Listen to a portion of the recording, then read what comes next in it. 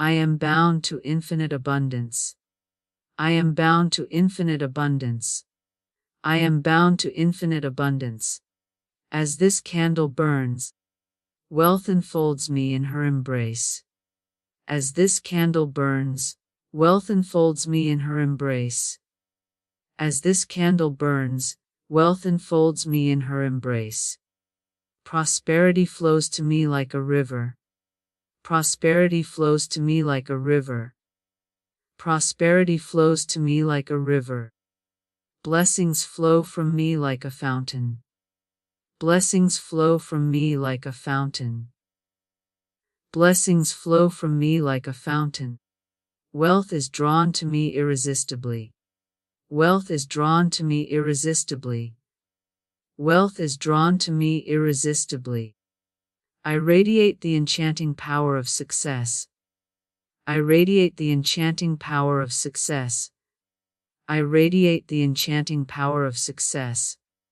By word and flame, by will and heart, I bind myself to opulence now and forever. By word and flame, by will and heart, I bind myself to opulence now and forever. By word and flame, by will and heart, I bind myself to opulence now and forever. I am bound to infinite supply. An infinite supply is bound to me. I am bound to infinite supply. An infinite supply is bound to me. I am bound to infinite supply. And infinite supply is bound to me. Wealth surrounds me, wealth fills me, wealth flows through me. Wealth surrounds me, wealth fills me, wealth flows through me. Wealth surrounds me, wealth fills me, wealth flows through me. O beloved, as this light burns, so does the flame of abundance within my soul. As this light burns, so does the flame of abundance within my soul. As this light burns, so does the flame of abundance within my soul. The river of prosperity flows without end, and I am seated on its banks. The river of prosperity flows without end, and I am seated on its banks. The river of prosperity flows without end, and I am seated on its banks. I declare with faith I am wealth. I declare with faith I am wealth. I declare with faith I am wealth. I declare with certainty I am prosperity. I declare with certainty I am prosperity. I declare with certainty I am prosperity. I declare with power I am abundance. I declare with power I am abundance. I declare with power I am abundance. Blessings enter my life with ease. Blessings enter my life with ease. Blessings enter my life with ease. Goodness finds me at every turn. Goodness finds me at every turn. Goodness finds me at every turn. Miracles attach themselves to me daily. Miracles attach themselves to me daily. Miracles attach themselves to me daily. I am safe with wealth. I am safe with wealth. I am safe with wealth. I am worthy of wealth. I am worthy of wealth. I am worthy of wealth. I am bound to wealth forevermore. I am bound to wealth forevermore. I am bound to wealth forevermore. As the flame continues, I say again I am bound to infinite abundance. As the flame continues, I say again I am bound to infinite abundance. As the flame continues, I say again, I am bound to infinite abundance. The universe holds me in its embrace of wealth. The universe holds me in its embrace of wealth. The universe holds me in its embrace of wealth. Ah, every breath I take draws prosperity closer. Every breath I take draws prosperity closer. Every breath I take draws prosperity closer. Every word I speak ties me tighter to abundance. Every word I speak ties me tighter to abundance. Every word I speak ties me tighter to abundance. Every step I walk is upon the path of riches. Every step I walk is upon the path of riches. Every step I walk is upon the path of riches. By word and flame, I seal this truth. By word and flame, I seal this truth. By word and flame, I seal this truth. I am bound to wealth. I am bound to wealth. I am bound to wealth. Now and forevermore. Now and forevermore. Dear universe, bind me to wealth. Dear universe, bind me to wealth. Dear universe, bind me to wealth. Oh, I am forever tied to prosperity. I am forever tied to prosperity. I am forever tied to prosperity. Abundance flows to me now. Abundance flows to me now. Abundance flows to me now. I am fastened to the river of riches. I am fastened to the river of riches. I am fastened to the river of riches. Nothing can untie me from supply. Nothing can untie me from supply. Nothing can untie me from supply. Neither, dear universe, hear my decree, I am joined to wealth. Dear universe, hear my decree, I am joined to wealth. Dear universe, hear my decree, I am joined to wealth. The golden cord of prosperity wraps around me. The golden cord of prosperity wraps around me. The golden cord of prosperity wraps around me. While I am anchored in divine supply. I am anchored in divine supply. I am anchored in divine supply. Dear universe, bind me to wealth now and forever. Dear universe, bind me to wealth now and forever. Dear universe, bind me to wealth now and forever. Prosperity is tied to my name. Prosperity is tied to my name. Prosperity is tied to my name. Abundance is sealed to my spirit. Abundance is sealed to my spirit. Abundance is sealed to my spirit. Allah, I am bound to riches under grace and in perfect ways. I am bound to riches under grace and in perfect ways. I am bound to riches under grace and in perfect ways. Every word I speak tightens the knot of wealth. Every word I speak tightens the knot of wealth. Every word I speak tightens the knot of wealth. Every breath I take strengthens the bond of abundance. Every breath I take strengthens the bond of abundance. Every breath I take strengthens the bond of abundance. I am joined to fortune. I am joined to fortune. I am joined to fortune. I am joined to prosperity. I am joined to prosperity. I am joined to prosperity. I am joined to endless supply. I am joined to endless supply. I am joined to endless supply. And dear universe, fasten me with chains of gold. Dear universe, fasten me with chains of gold. Dear universe, fasten me with chains of gold. Tie me to streams of silver. Tie me to streams of silver. Tie me to streams of silver. Allah, bind me to treasures unseen. Bind me to treasures unseen. Bind me to treasures unseen. Beloved universe, lock me into abundance. Beloved universe, lock me into abundance. Beloved universe, lock me into abundance. I am tied to overflowing riches. I am tied to overflowing riches. I am tied to overflowing riches. I am sealed to never-ending prosperity. I am sealed to never-ending prosperity. I am sealed to never-ending prosperity. I declare once more, dear universe, bind me to wealth. I declare once more, dear universe, bind me to wealth. I declare once more, dear universe, bind me to wealth. I am bound to riches in thought. I am bound to riches in thought. I am bound to riches in thought. I am bound to riches in word. I am bound to riches in word. I am bound to riches in word. I am bound to riches indeed. I am bound to riches indeed. I am bound to riches indeed. No fear can loosen this knot.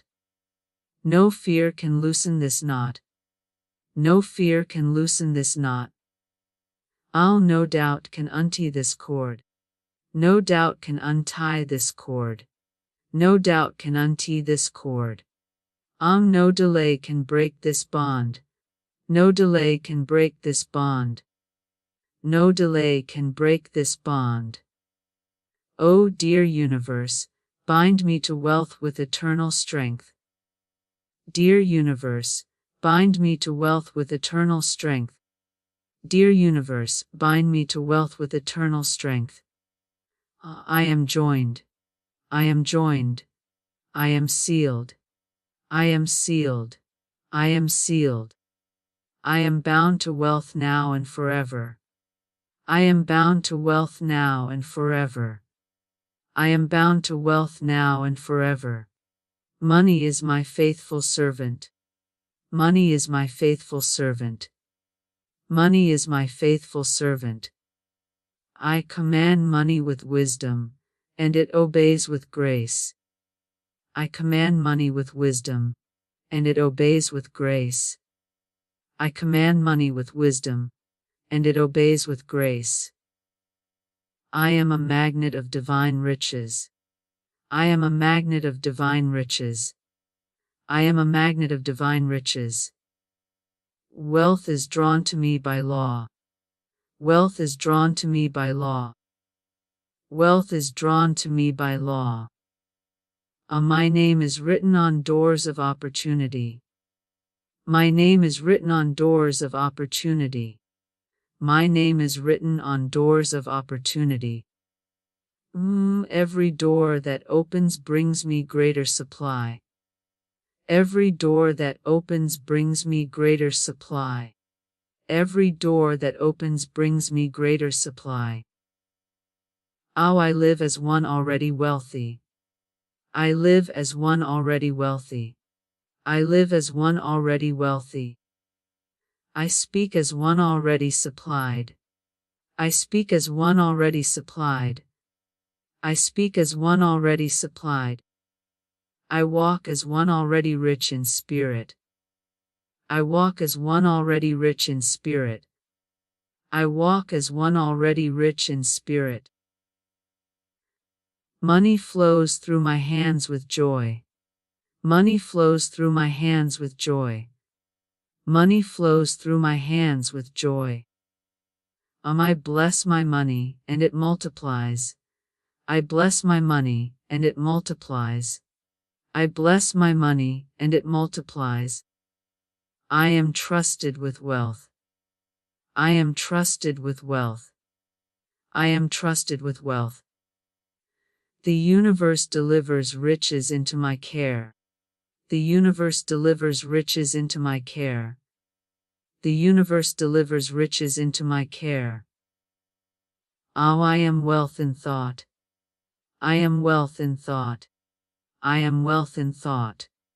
I am wealth in word. I am wealth in word. I am wealth in word. I am wealth in action. I am wealth in action. I am wealth in action. I am clothed in prosperity. I am clothed in prosperity. I am clothed in prosperity. I am crowned with abundance. I am crowned with abundance. I am crowned with abundance. Whilst I am seated in riches that cannot be taken away. I am seated in riches that cannot be taken away. I am seated in riches that cannot be taken away. I am the faithful steward of divine wealth. I am the faithful steward of divine wealth. I am the faithful steward of divine wealth. Money obeys my call. Money obeys my call. Money obeys my call. Opportunities find me without delay. Opportunities find me without delay. Opportunities find me without delay. I carry the fragrance of wealth. I carry the fragrance of wealth. I carry the fragrance of wealth. I carry the vibration of abundance. I carry the vibration of abundance. I carry the vibration of abundance. Aoi, everywhere I go, prosperity follows. Everywhere I go, prosperity follows. Everywhere I go, prosperity follows. Oh, I am the evidence of divine riches. I am the evidence of divine riches. I am the evidence of divine riches. Ah, beloved universe, I thank you. Beloved universe, I thank you. Beloved universe, I thank you. For I am wealth now. For I am wealth now. For I am wealth now. I am prosperity now. I am prosperity now. I am prosperity now. I am abundance now. I am abundance now. I am abundance now. Allah, I declare again, money is my faithful servant. I declare again, money is my faithful servant. I declare again, money is my faithful servant. I declare again, I am a magnet of divine riches. I declare again, I am a magnet of divine riches. I declare again, I am a magnet of divine riches. This is my identity. This is my identity. This is my identity. This is my truth. This is my truth. This is my truth. This is my reality. This is my reality. This is my reality. And so it is. And so it is. I bless the money I have, and it multiplies. I bless the money I have, and it multiplies. I bless the money I have, and it multiplies. Oh, every dollar I touch returns with friends. Every dollar I touch returns with friends. Every dollar I touch returns with friends. One, gratitude is the law of increase. Gratitude is the law of increase. Gratitude is the law of increase. I am grateful for the money in my hands. I am grateful for the money in my hands. I am grateful for the money in my hands. I am grateful for the money on its way. I am grateful for the money on its way. I am grateful for the money on its way. I am grateful for the doors that open. I am grateful for the doors that open. I am grateful for the doors that open. I am grateful for the opportunities that find me. I am grateful for the opportunities that find me. I am grateful for the opportunities that find me. Every gift I give returns to me increased. Every gift I give returns to me increased. Every gift I give returns to me increased. Every seed I plant grows in perfect time. Every seed I plant grows in perfect time. Every seed I plant grows in perfect time. I am grateful for today's provision. I am grateful for today's provision.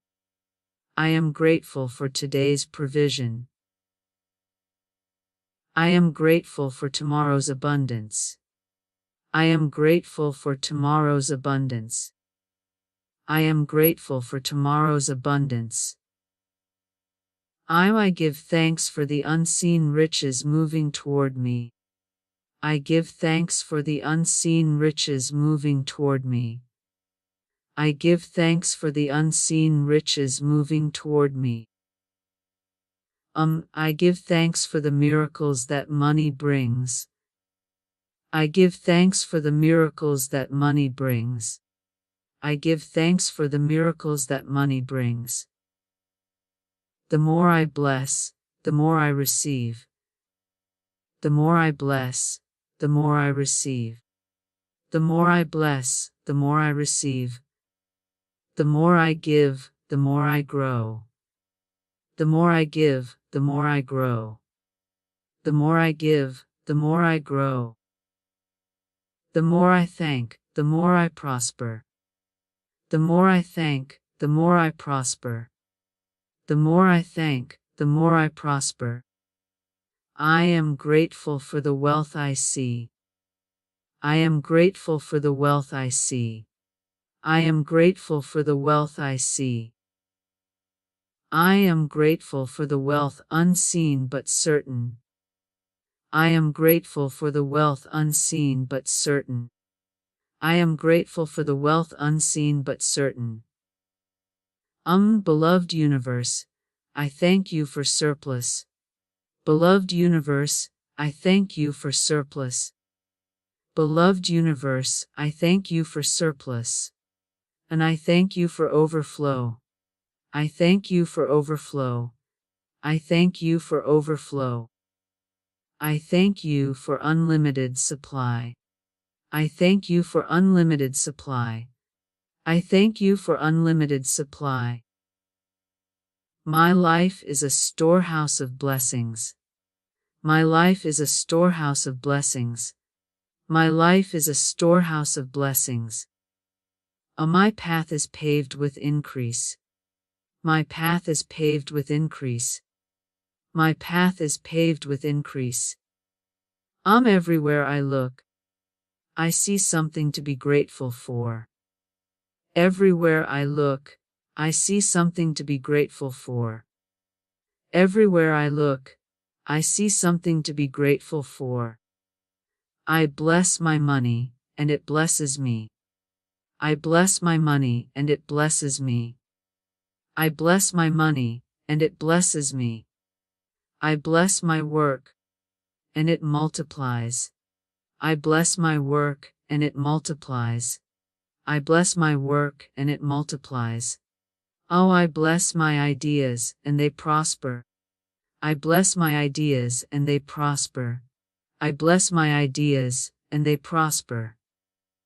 I bless my future, and it shines brighter each day. I bless my future, and it shines brighter each day. I bless my future, and it shines brighter each day. Gratitude unlocks miracles. Gratitude unlocks miracles.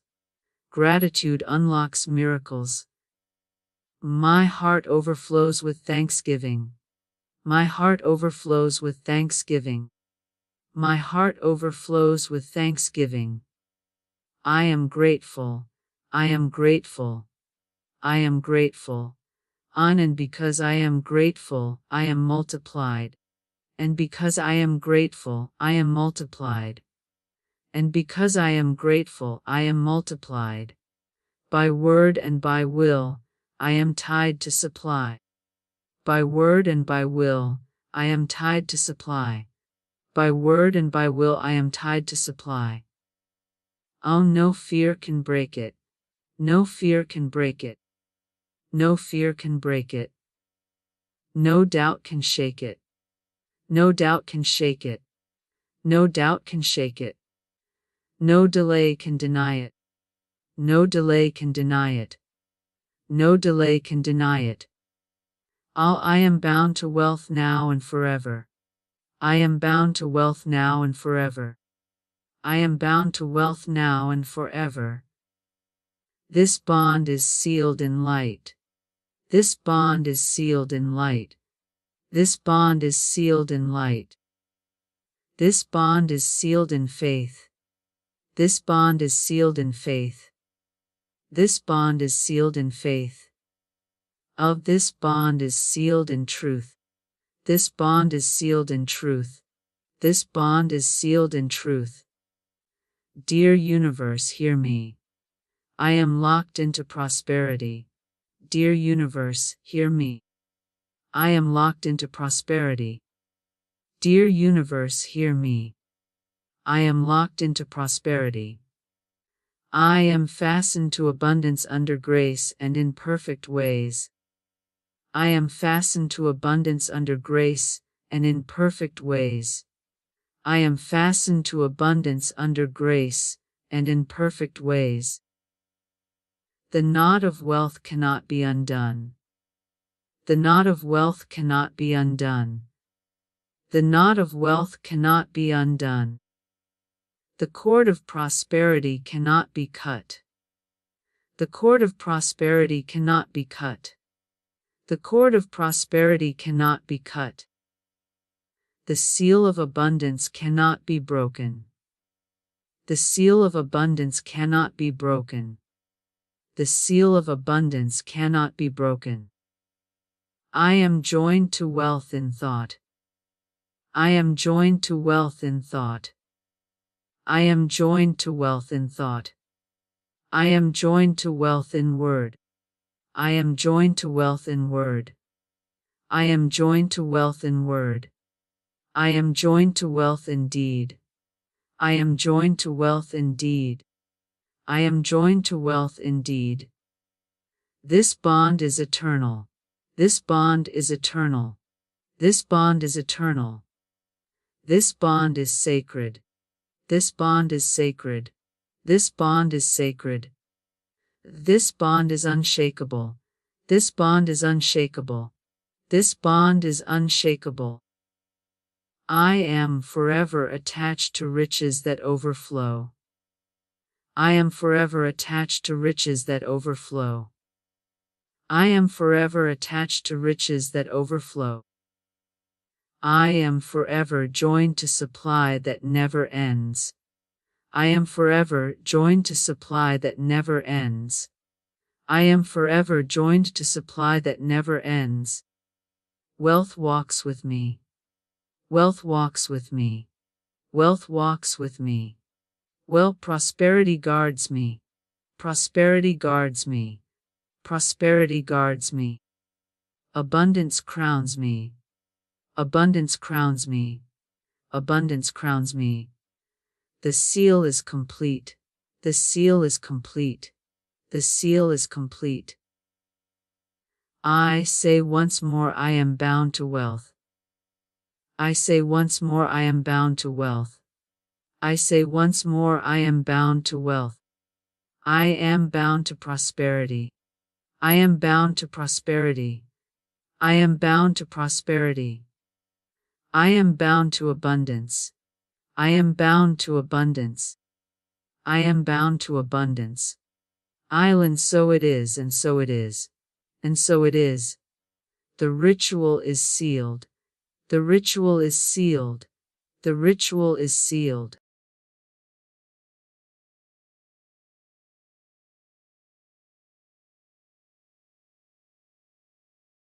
Sit quietly, beloved soul, and center thy spirit in the secret place of the Most High, where no fear, no lack, no delay may enter.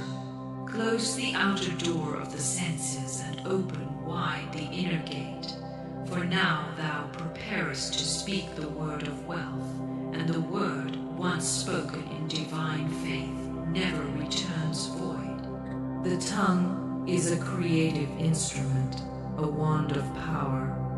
As it is written, thou shalt also decree a thing, and it shall be established unto thee. Every word, yea, even the idle utterance, carries the seed of manifestation. So guard thy lips, and let them pour forth only riches of truth, prosperity of speech, and treasures of divine decree. Now speak boldly as one with the infinite. I am rich with the riches of God. I speak abundance, and it appears. I declare increase, and and the floodgates of heaven open wide. I am the heir to the kingdom, and all I desire is mine by divine inheritance. Say it again and yet again, for the subconscious is moved by repetition, and faith cometh by hearing. God is my supply, large, rich, opulent, immediate, and unending.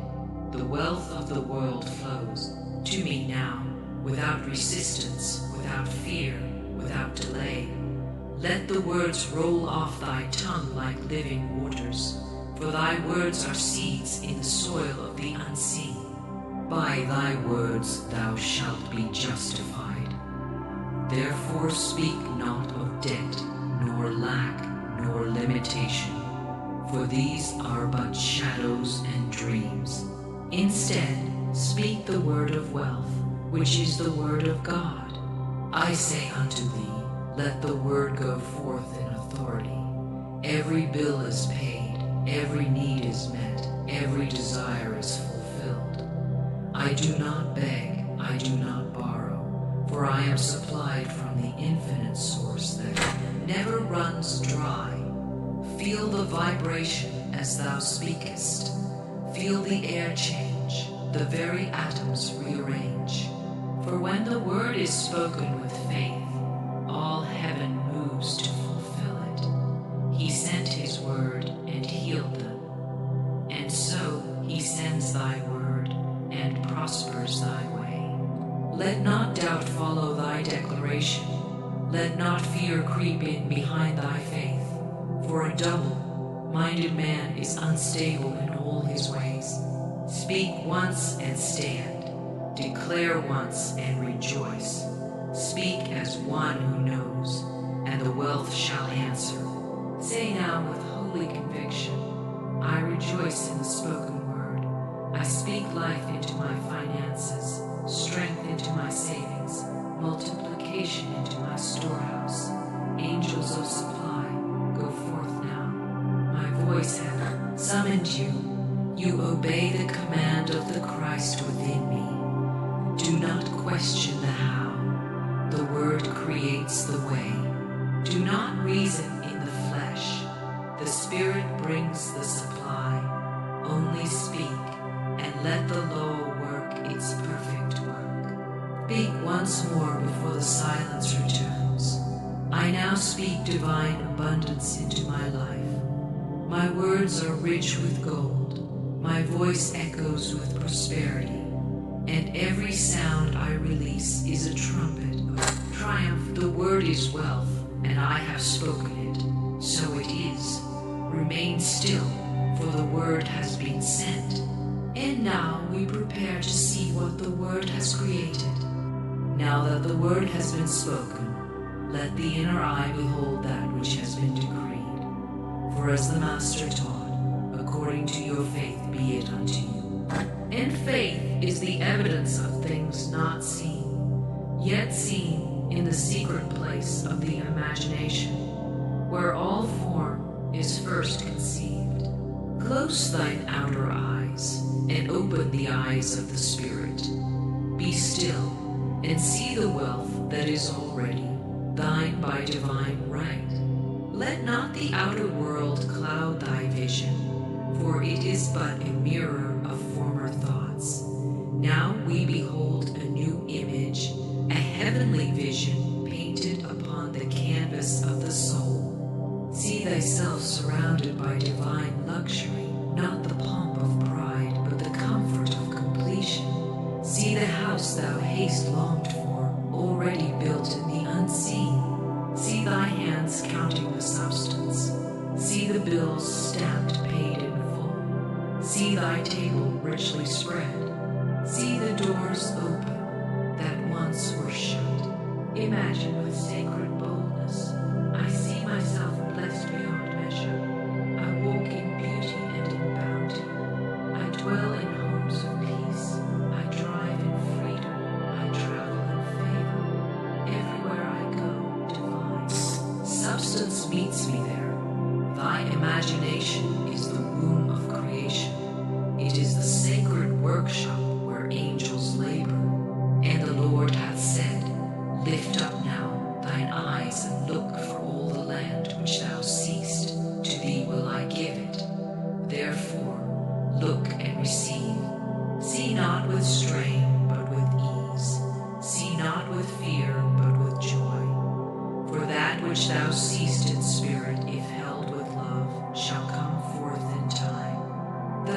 mind's eye is the architect, and the word is the builder. Say now with glad assurance, I see money flowing to me from unexpected places. I see doors swinging wide. I see divine appointments, sacred arrangements, heavenly contracts sealed and delivered to me. Now, what I see in truth, I shall hold in hand. Do not paint lack. Do not frame poverty. Do not decorate fear. For what thou drawest upon thy mental screen, thou invitest to dwell in thy house. So let thy vision be holy. Let thy pictures be of abundance, of overflowing treasure, of joy without sorrow. I see myself blessing others. I see myself tithing in joy. I see myself investing with wisdom. I see myself speaking as one with plenty. I see myself in perfect financial harmony with the laws of God. Let this vision settle deep within thy soul. Let it be written upon the tablets of the heart. For what thou seest continually, thou becomest. And the world shall conform to the divine image within. Hold now the picture still. Do not rush away. Let it bloom like a flower in spring. Let it grow stronger, brighter, clearer, for thou art aligning with the divine frequency of receiving. And now, dear soul, let us feel that sacred frequency, that holy vibration of joy. For it is not enough to speak and see, thou must feel as one who already hath. Let the heart now awaken, for feeling is the magnet that draws the unseen into form. The word hath been spoken, the vision hath been seen, and now thou must feel not as one who waits, but as one who has already received. For it is written, what things soever ye desire when ye pray, believe that ye receive them, and ye shall have them. Faith without feeling is like a lamp without oil. The flame flickers and fades, but faith charged with divine emotion is like the sun at noon. It shines and draws all things to itself. So now, beloved soul, feel as one who is rich. Breathe in slowly. Let every breath declare abundance. Let every beat of thy heart resound with, I have, I am, I rejoice. For the feeling of having is the secret key to the kingdom. Say softly within, I feel the joy of abundance. I feel the security of divine wealth. I feel the peace of knowing all is provided. I feel the excitement of dreams fulfilled. I feel the warmth of answered prayer. I feel the gladness of every need met before I even ask. Let thy body now align with that truth. Sit in the posture of wealth. Walk with the stride of sufficiency. Speak with the tone of one who knows the feast is already set before thee. Thou art no longer begging, hoping, nor wishing. Thou art feeling the living vibration of having. For as he thinketh in his heart, so is he. And so let thy heart declare, I am receiving now. I feel the golden stream of substance pouring into my life. I feel the divine order arranging all things in my favor. I feel the love of infinite prospering my path. I feel money coming easily, frequently, and miraculously. This feeling is not forced, it is remembered. For thy soul already knows this frequency. It is the original language of thy being. It is the tune of the garden, the rhythm of Eden, the melody of thy divine inheritance. Feel it again. I am vibrating with wealth. I am resonating with riches. I am a beacon for divine substance. I am tuned to the frequency of receiving. My whole being sings with gratitude before the gift arrives, for I know it is already done. Let the body be still, and let the heart rejoice. Let the spirit take dominion. Let thy whole self be lifted into the atmosphere of fulfillment. For now thou art not creating from effort, but from alignment. The joy thou feelest now is the evidence of things unseen. The peace that settles upon thee is the signature of heaven. Do not wait for the evidence of the outer. The feeling is the proof of the inner, and that which is felt in truth cannot be withheld. As thou dwellest in this holy vibration, surrender thyself to the great plan. For now we move from feeling into perfect trust, where divine right order takes hold and brings the harvest into view. Now, precious soul, having spoken the word, having seen the vision, having felt the joy, thou must release it into divine right order. For no seed bears fruit while clutched in the hand. It must be sown into the soil of spirit, with full trust in the law that governs all things. Thy part is complete, the rest belongeth to God. Trust in the Lord with all thine heart, and lean not unto thine own understanding. In all thy ways acknowledge him, and he shall direct thy paths. This is the great surrender, not of desire, but of control. For the infinite knows the way, even when thine eyes do not see the steps ahead. Release now every concern, every thought of how and when. Lay it upon the altar of faith, for the Father who seeth in secret shall reward thee openly. Say now with gentle certainty, I surrender to divine right order. I release all plans and let God's perfect plan unfold. I trust the process of prosperity. I trust the divine timing of wealth. I trust the unseen hand arranging all in my favor. The soil does not strive to bring forth the harvest. It yields to the law, and the seed grows. So too must thou yield. Let go of force, let go of fear, let go of hurry. For in stillness miracles are born. Let these words rise from within. Everything I seek is seeking me now. I no longer chase, I magnetize. I no longer worry, I worship. I no longer grasp, I glow with peace. Divine order is at work in my finances, my home, my heart. I rest in God. Rest not in passivity, but in power. For surrender is the highest vibration of faith. It says, though I see not the path, I know the promise. It says, though the fig tree may not blossom, yet will I rejoice in the Lord. This is the holy calm of knowing, the sacred hush of full trust, the soul at peace, knowing the angels are dispatched, the channels are open, the supply is flowing. Say once more, and let it echo through the corridors of creation. I surrender to the rhythm of the divine. I do not force manifestation, I allow it. I do not demand the door. I know it shall be opened. I do not panic at delay. I rejoice in divine orchestration. Every seeming delay is a divine choreography. Every closed door is a redirection to greater glory.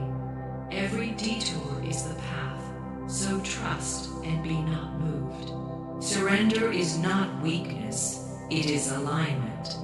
Thou haste now become the vessel through which the law flows without obstruction.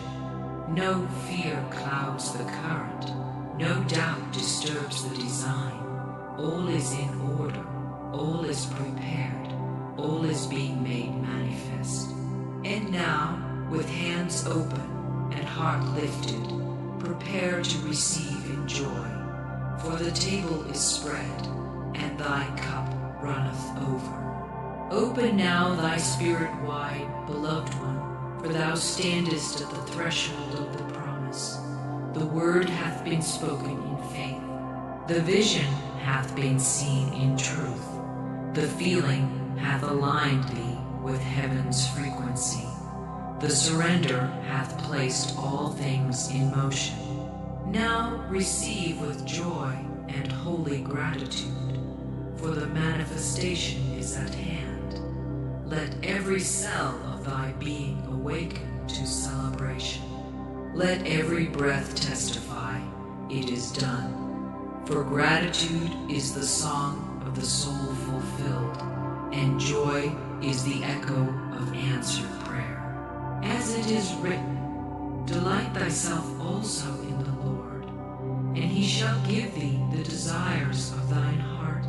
Receive now with gladness. I receive divine wealth into my life. I receive unexpected money, inherited favor, and overflowing provision. I receive with ease. I receive with wonder. I receive with thanksgiving. Let no guilt accompany thy blessing. Let no shame shadow thy good. For thou art not stealing what is not thine. Thou art claiming what God hath already ordained.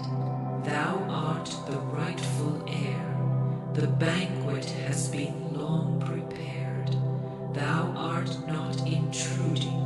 Thou art arriving. Say now with sacred conviction, I receive it now with open hands and a grateful heart. I do not resist. I do not shrink. I expand into the fullness of my inheritance. Feel the riches of spirit wrapping around thee like a warm mantle. Feel the treasure of heaven pouring into thy experience, not just gold, but peace, not just supply, but song.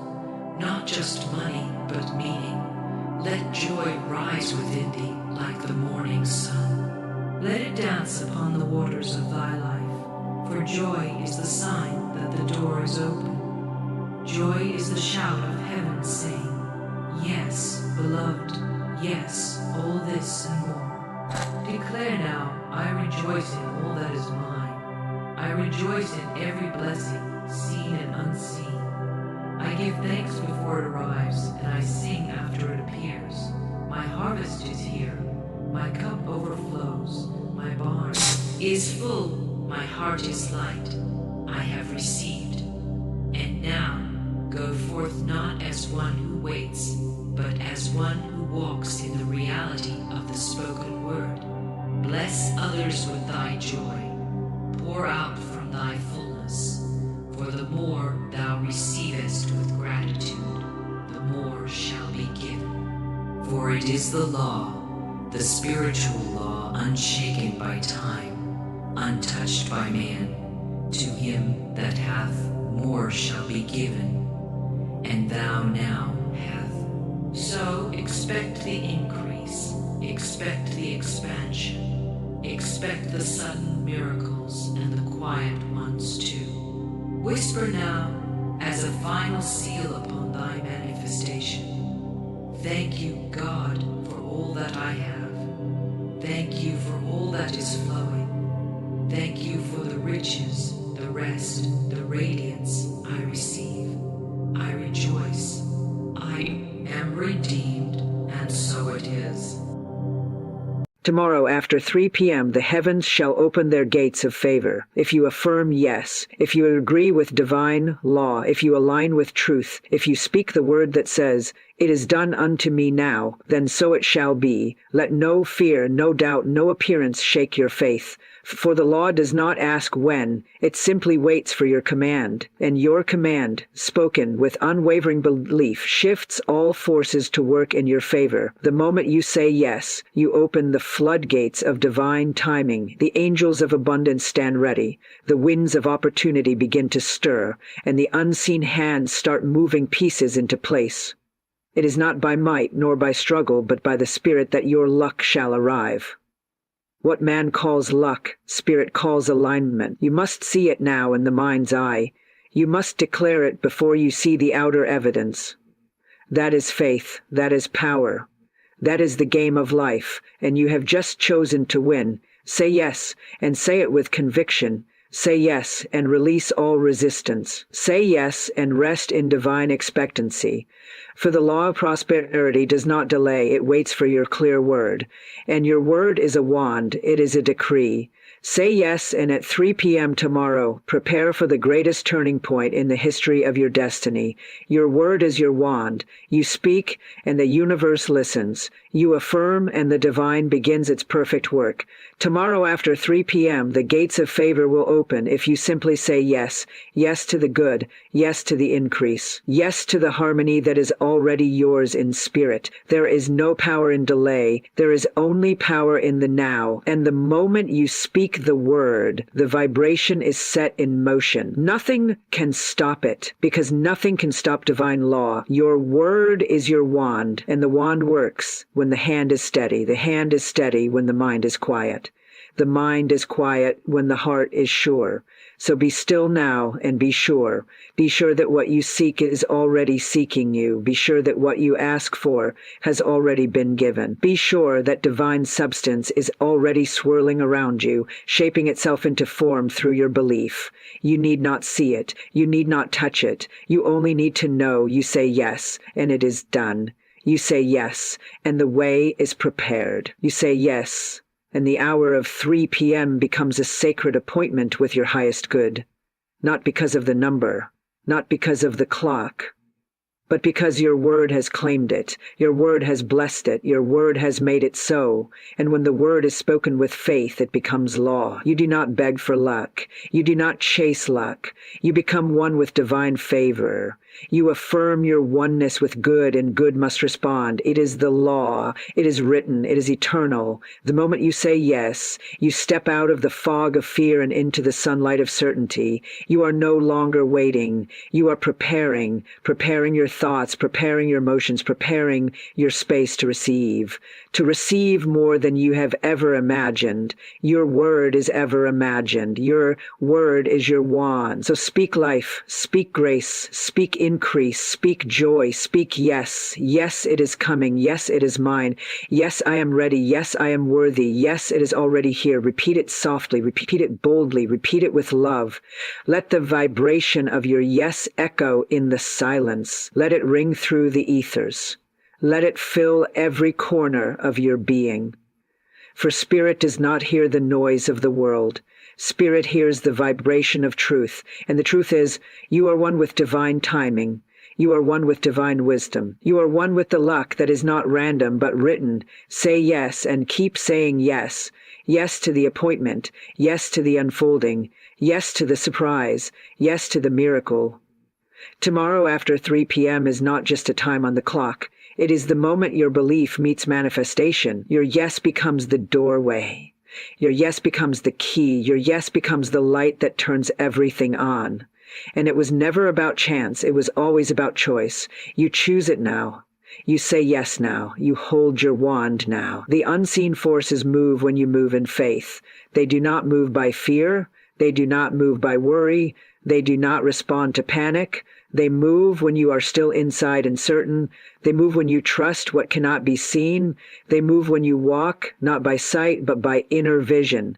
Tomorrow, after 3 p.m., the unseen forces will align, not because of chance, but because you aligned first.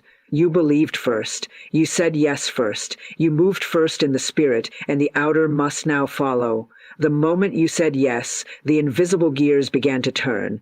The quiet hands of the universe started arranging people, situations, resources, answers, all in your favor. You may not see it with your eyes. You may not hear it with your ears, but you feel it. You feel the shift. You feel the gentle nudge that something is coming, something beautiful, something long awaited. That feeling is not fantasy. It is the whisper of truth. It is the movement of the unseen.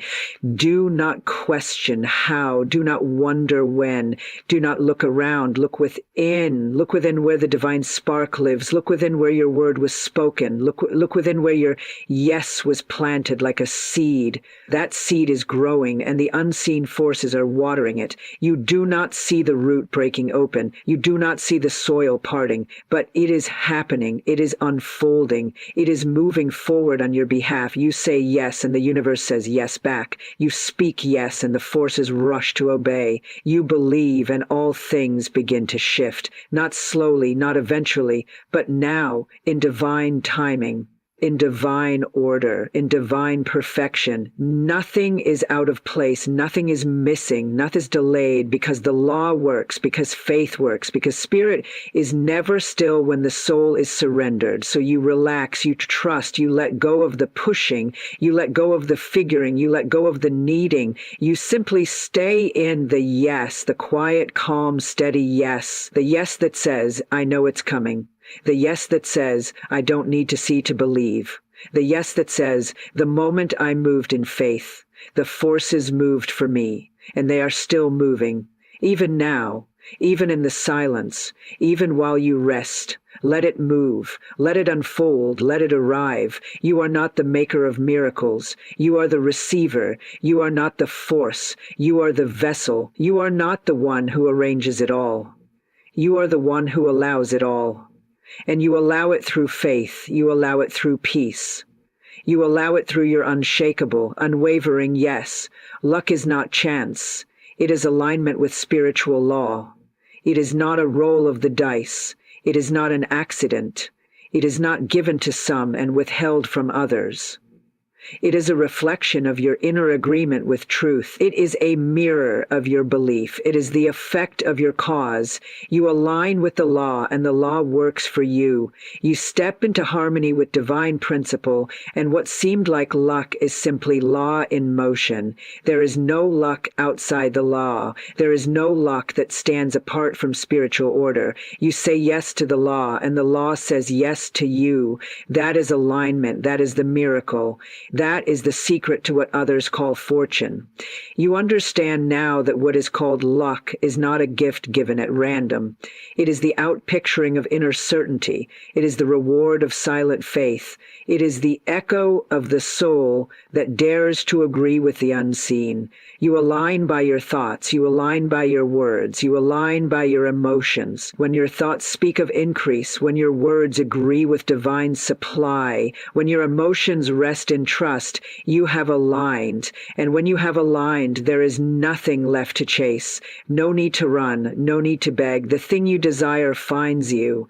It locates you because you have made yourself visible to it. You have stepped into its path by way of agreement. Spiritual law is always at work. It never stops. It never takes a break. It is impersonal. It is precise. It is eternal. And it cannot be fooled. You cannot speak words of faith and carry feelings of fear. You cannot affirm yes and secretly expect no. The law hears what is underneath. The law obeys the vibration, not the vocabulary. That is why you must become the yes. Not just say it. Become it. Live it. Feel it. Rest in it. Breathe in it. You are aligning now. Every breath you take with calm, every thought you offer in love, every moment you choose trust over tension, you are aligning. You are not trying to be lucky. You are becoming ready. And when you are ready, what you want appears as if by magic. But it is not magic. It is the law.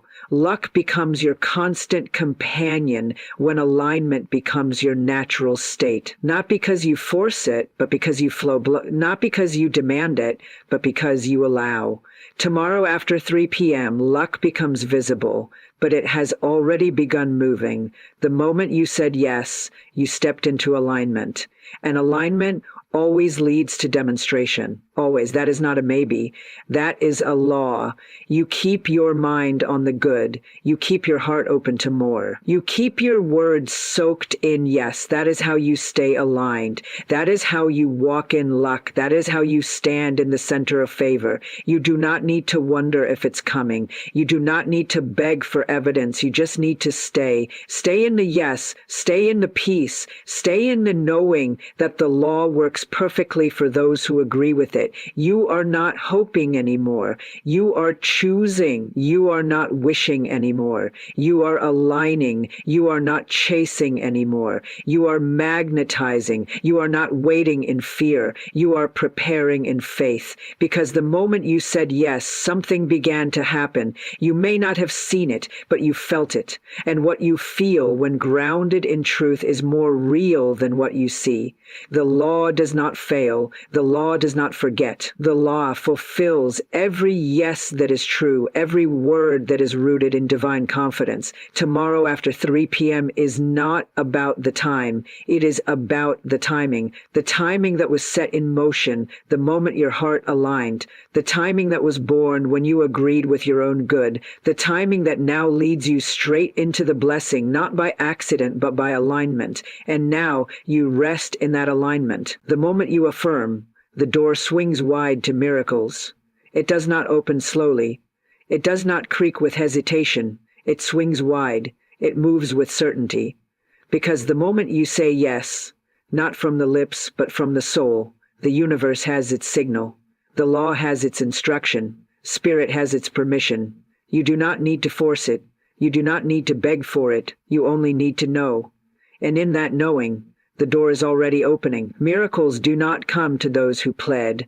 They come to those who prepare. You prepare by believing. You prepare by relaxing. You prepare by allowing. You say yes, and the way is made. You say yes, and the walls fall down. You say yes, and the delay dissolves.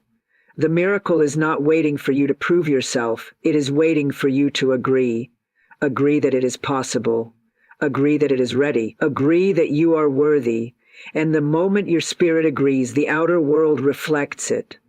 You are not here to knock and wait and knock again. You are here to speak, and the door shall open. That is a promise. That is a law. That is the way of divine order.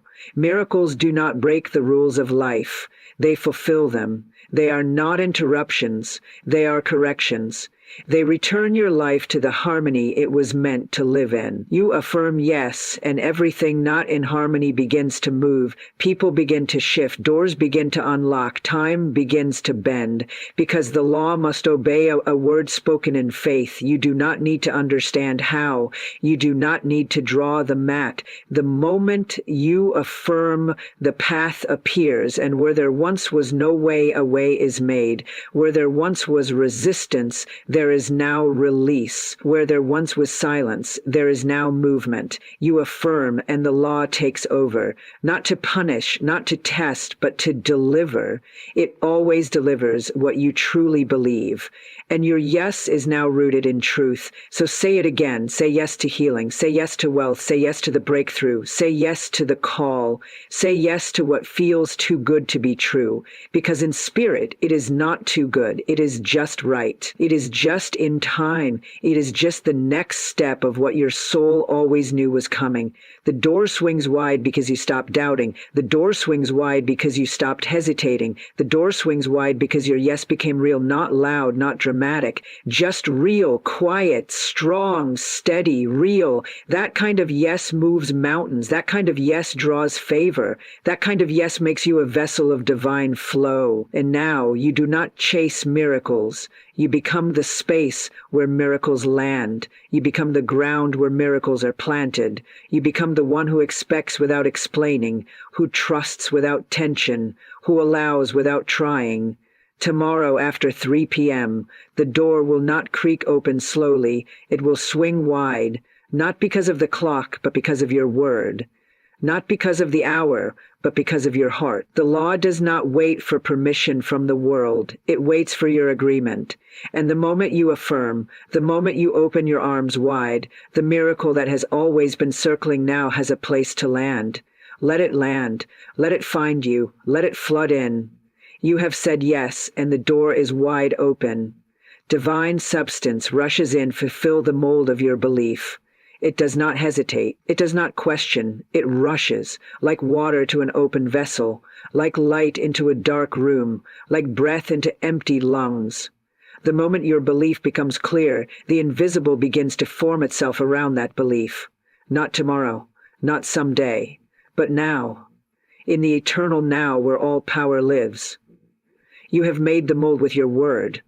You have shaped it with your thoughts. You have softened it with your faith. And now the divine fills it. There is no scarcity in spirit. There is no delay in truth. There is only the mold and the substance, the belief and the demonstration, the affirmation and the arrival.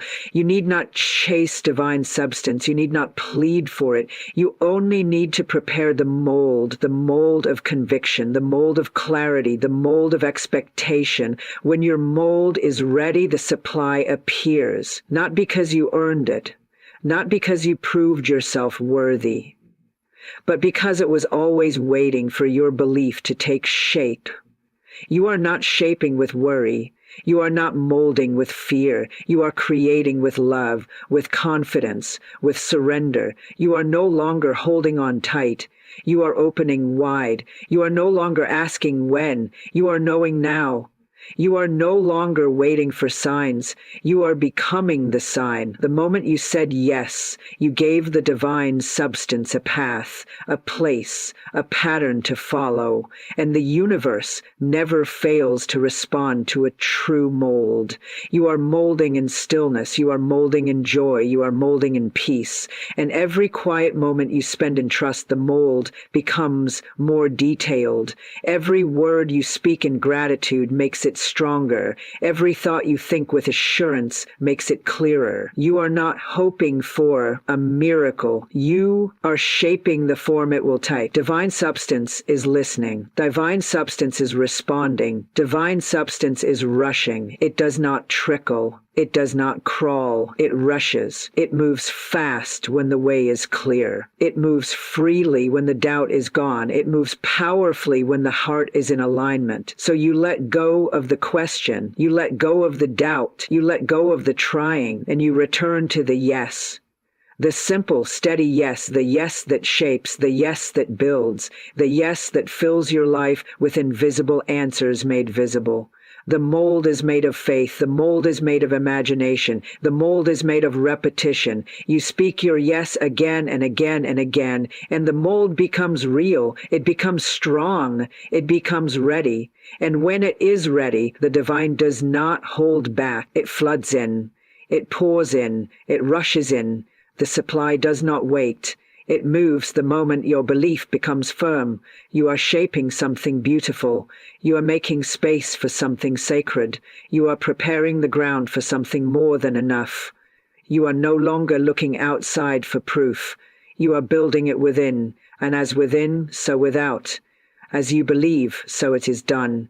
As you expect, so it appears. The law does not fail. The law does not sleep. The law fills the mold without effort, without mistake, without delay. So rest in your yes. Breathe in your yes. Yes. Let your yes be the container. Let your yes be the invitation. Let your yes be the mold. And trust that divine substance is already moving, already forming, already arriving. It has no choice. It obeys the mold. And the mold is already yours. What you expect with confidence manifests with power. Not with force, not with struggle, not with resistance, but with power. Quiet power, steady power, divine power. The moment you begin to expect, not wish, not wonder, but truly expect, you send out a signal stronger than words, louder than action. That signal moves through the ethers. It rearranges substance. It calls things forth. It draws the invisible into form.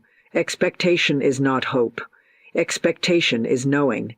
It is the sacred calm of one who has already received in spirit. It is the stillness of one who no longer asks if, but simply prepares for when. It is the certainty of one who understands that the law of manifestation answers not doubt, but confidence. What you expect with confidence does not wander.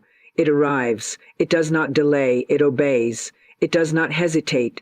It flows. You expect, and the world shifts to meet you. You expect, and the doors open before your hand touches the knob. You expect, and you become magnetic. Not to chaos, not to lack, but to every good and perfect thing that matches your vibration. And the vibration of confidence is unmatched. It is quiet, but unshakable. It is calm, but unstoppable. It does not shout. It does not plead. It simply knows. And because it knows, it receives. Confidence is not pride. Confidence is not noise. Confidence is alignment with divine truth. It is the inner agreement that says, it is already mine in spirit. It is already done in the unseen. It is already unfolding, and I am simply stepping into it. I do not chase it. I do not fight for it. I meet it because I expect it. I walk toward it because I know it has already been prepared for me. There is no delay in spirit. There is no limit in divine supply. There is only belief. There is only expectation. There is only agreement with law. And the more you expect, the more the law responds. It must. It has no choice. What you confidently expect becomes the mold. And that mold cannot remain empty. It must be filled. It must be fulfilled. It must be made visible, because spirit does not tease. Spirit does not tempt. Spirit completes every picture drawn in true belief. So you expect. You wake up with expectation. With it, you walk through your day, you breathe with expectation, you speak in expectation, you rest in expectation, and that expectation begins to clothe itself. It begins to take form. It begins to become real in your world, just as it has been real in your spirit. Tomorrow after 3 p.m., the moment you meet with your good is not just a lucky hour. It is the hour your expectation ripens. It is the hour your vibration becomes visible. It is the hour where what has been quietly forming now loudly appears. You do not need to force it. You do not need to control it. You only need to hold your confidence like a torch, not to see the entire path, but to light the next step, and the next, and the next.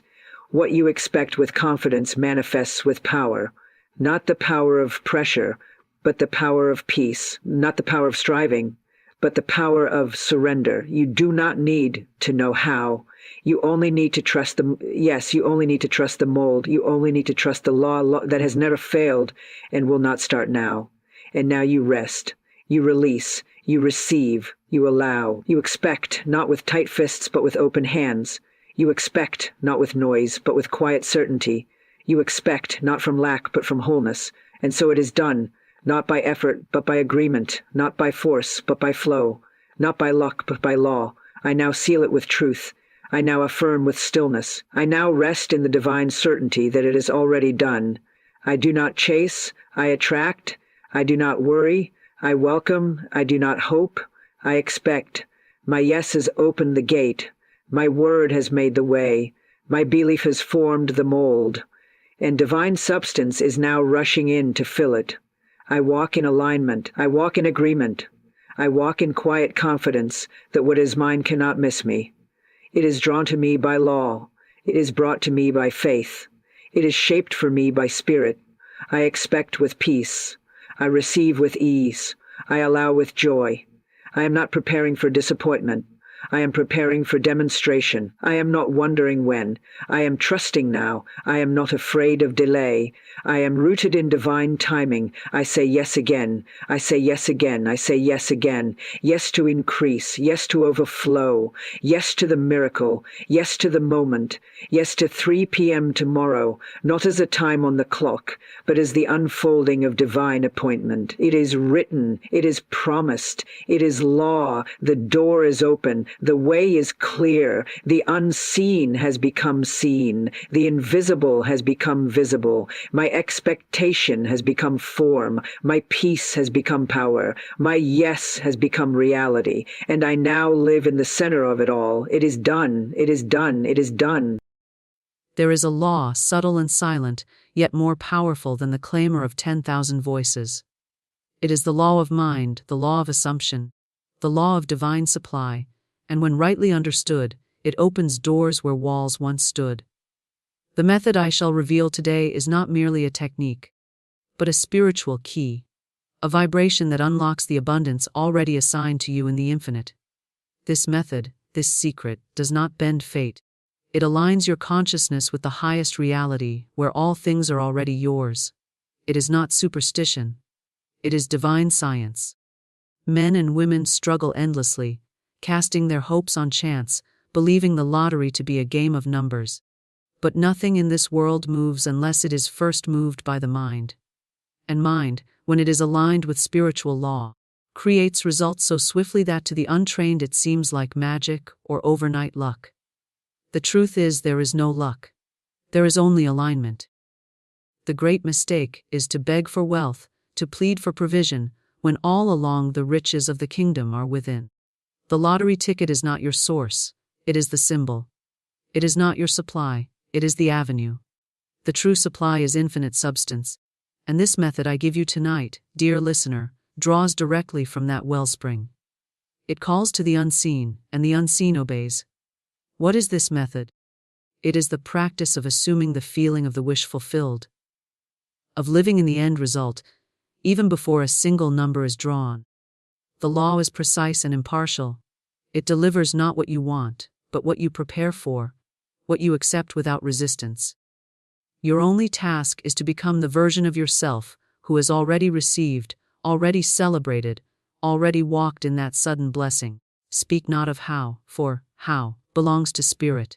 Speak only of already done. You must eliminate doubt as one would uproot a thorn from the flesh. Doubt is the poison that delays. Faith, when unmixed with fear, brings results that astonish the natural mind. You need not strain, for the law does not require effort. It requires belief, a calm, quiet knowing, a deep and joyous expectation. Picture the numbers in your hand, feel the paper, hear the announcement. Let the thrill of victory wash over you as though it were real. Because, in truth, it is. And if your outer world has yet to catch up, do not be moved. The delay is only the shadow of your own resistance dissolving. You are not waiting on fate. You are aligning with your good. This secret method works not because it manipulates luck, but because it honors law. And law, when aligned with, responds like lightning. Swift, certain, unquestionable. You do not need to be worthy, you already are. You do not need to chase, you must simply receive. There is no outer condition so fixed that inner conviction cannot change it overnight. The invisible becomes visible the moment you stop arguing with your good. Speak it, feel it, see it, know it. The door opens the moment you decide it must. Assume the feeling of the wish fulfilled. This is the cornerstone of all manifestation. The silent lever that moves the immovable, the invisible seed from which visible results must bloom. It is not a hollow repetition of desire, nor a vague hoping. It is a deep inner shift, a rearrangement of the soul, in which one ceases to long and begins to live as though the desired result were already achieved. The outer world is a mirror, reflecting faithfully the state of your inner conviction. To assume the feeling of the wish fulfilled is to bypass the visible and step directly into the reality you choose. In this practice, you do not beg for results. You do not strive. You do not reach with trembling hands toward some distant good. Instead, you draw it to you by being it. You wear the consciousness of the outcome like a robe, and you do not remove it. The world may still appear unchanged, but within you, the shift has already occurred. And once the shift occurs, the external must conform. It is not a matter of if.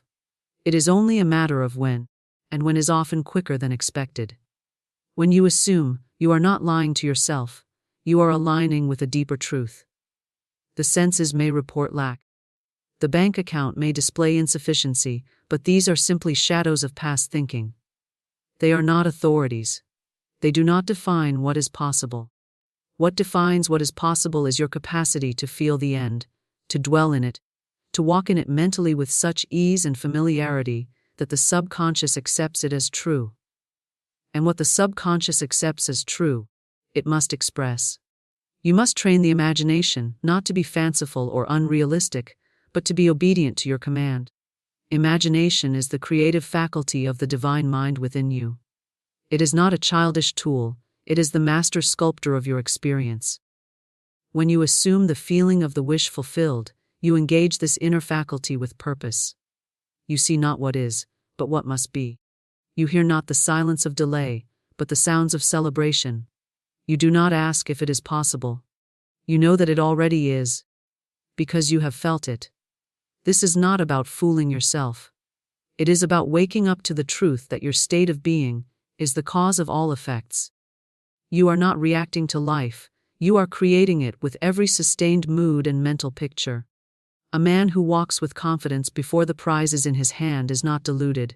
He is aligned.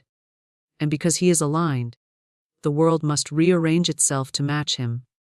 The feeling is everything. Words are important, but without the feeling behind them, they are empty. You could repeat 1,000 affirmations, but if you do so from a state of desperation or disbelief, they carry no power. Yet one deep, sincere moment of assuming the feeling of your desire fulfilled can set into motion forces beyond comprehension. The feeling is the prayer. The feeling is the doorway. The feeling is the power that moves reality from one configuration to another. To assume the feeling is to live in the result before it materializes. It is to close the gap between desire and possession. You do not say, "I hope it will happen." You say, "It has already happened," and you feel what that truth would feel like. That feeling is your permission slip. That feeling is your silent claim. It speaks to the universe more loudly than any words ever could. It declares, "I am ready. I accept." Practice this in quiet moments. Close your eyes. Go within, ask yourself, if this desire were fulfilled, how would I feel? Then surrender to that feeling. Dwell in it. Marinate in it. Let it wrap around you and sink into your bones. The outer scene may still be unchanged, but within, you have already crossed the line. That is the only crossing that matters. You do not have to explain it to others. They may not understand, and that is fine. This work is done in silence and secrecy. It is between you and the law. Between you and the infinite. You owe no explanations. You owe only alignment. You must become so familiar with your desired outcome that it feels more real than the current moment. You must inhabit it so fully that doubt becomes irrelevant, not because you've conquered doubt, but because there's no room for it. Your inner world is too full of knowing, too saturated with certainty. You are not pretending. It is already done in the invisible. When a person truly assumes the feeling, their tone changes. Their body language shifts. They no longer speak as one waiting, they speak as one who knows. Their energy becomes magnetic, their vibration elevated, and the world takes notice. Opportunities come. Circumstances shift. What once seemed unlikely begins to take shape, and those around them say, "How did this happen?" But the one who has assumed does not wonder. They knew all along, because they already lived the outcome within. You may practice this with anything: health, wealth, relationships, success. The form does not matter. The principle remains the same. Assume it now. Feel it now. Stop looking for evidence and start becoming the evidence. Stop measuring time and start measuring alignment. How close are you to the feeling? How often do you visit it? How deeply do you believe it? These are the questions that matter. No effort in this world is more powerful than sustained inner alignment. All outer striving, when disconnected from the feeling of fulfillment, becomes frustration. But one moment of true inner alignment can accomplish what years of toil cannot. This is the law, this is the secret. This is the way. Align with spiritual law, not chance. The universe is not governed by accident, nor by luck, nor by the whim of unseen forces. It is governed by precise, unchanging principles, laws that work with mathematical accuracy, regardless of who applies them. To align with spiritual law is to place yourself in harmony with the unseen currents of power that already know how to bring your desire to pass. Spiritual law does not fail. It does not sometimes work and sometimes not. It always works according to the consciousness of the one using it. When you align, you do not beg. You do not plead. You come into agreement with that which has always been waiting for your recognition. Chance is the belief of the untrained mind. It is the worldview of those who do not yet understand that thought precedes form. that the inner state creates the outer circumstance. People say someone is lucky when they see sudden success or wealth, not realizing that behind that success is often a deep unconscious or unconscious alignment with law. Spiritual law operates quietly and impersonally. It rewards no favorites, it only mirrors. What you hold in consciousness, consistently and with belief, becomes your experience. Chance may appear to explain things on the surface, but it is always an illusion. Behind every so-called coincidence is cause. Intelligent, directed, lawful cause. To align with spiritual law means to study it, understand it, and most importantly, feel your way into it. You must make the law your companion, your guide, your constant reference point. Instead of reacting to life, you respond from principle. When you are tempted to doubt, you return to law. When fear rises, you do not wrestle with it. You remember that spiritual law is already at work, shaping outcomes according to your dominant state. The more you practice this remembering, the less you are thrown by appearances. The less you are swayed by the world of facts, because you begin to live by truth. The truth is that your inner world is the seed, and the outer world is the harvest. Nothing arrives in your life uninvited. That which you consistently think, feel, and expect becomes magnetized to you. This is not superstition, it is structure.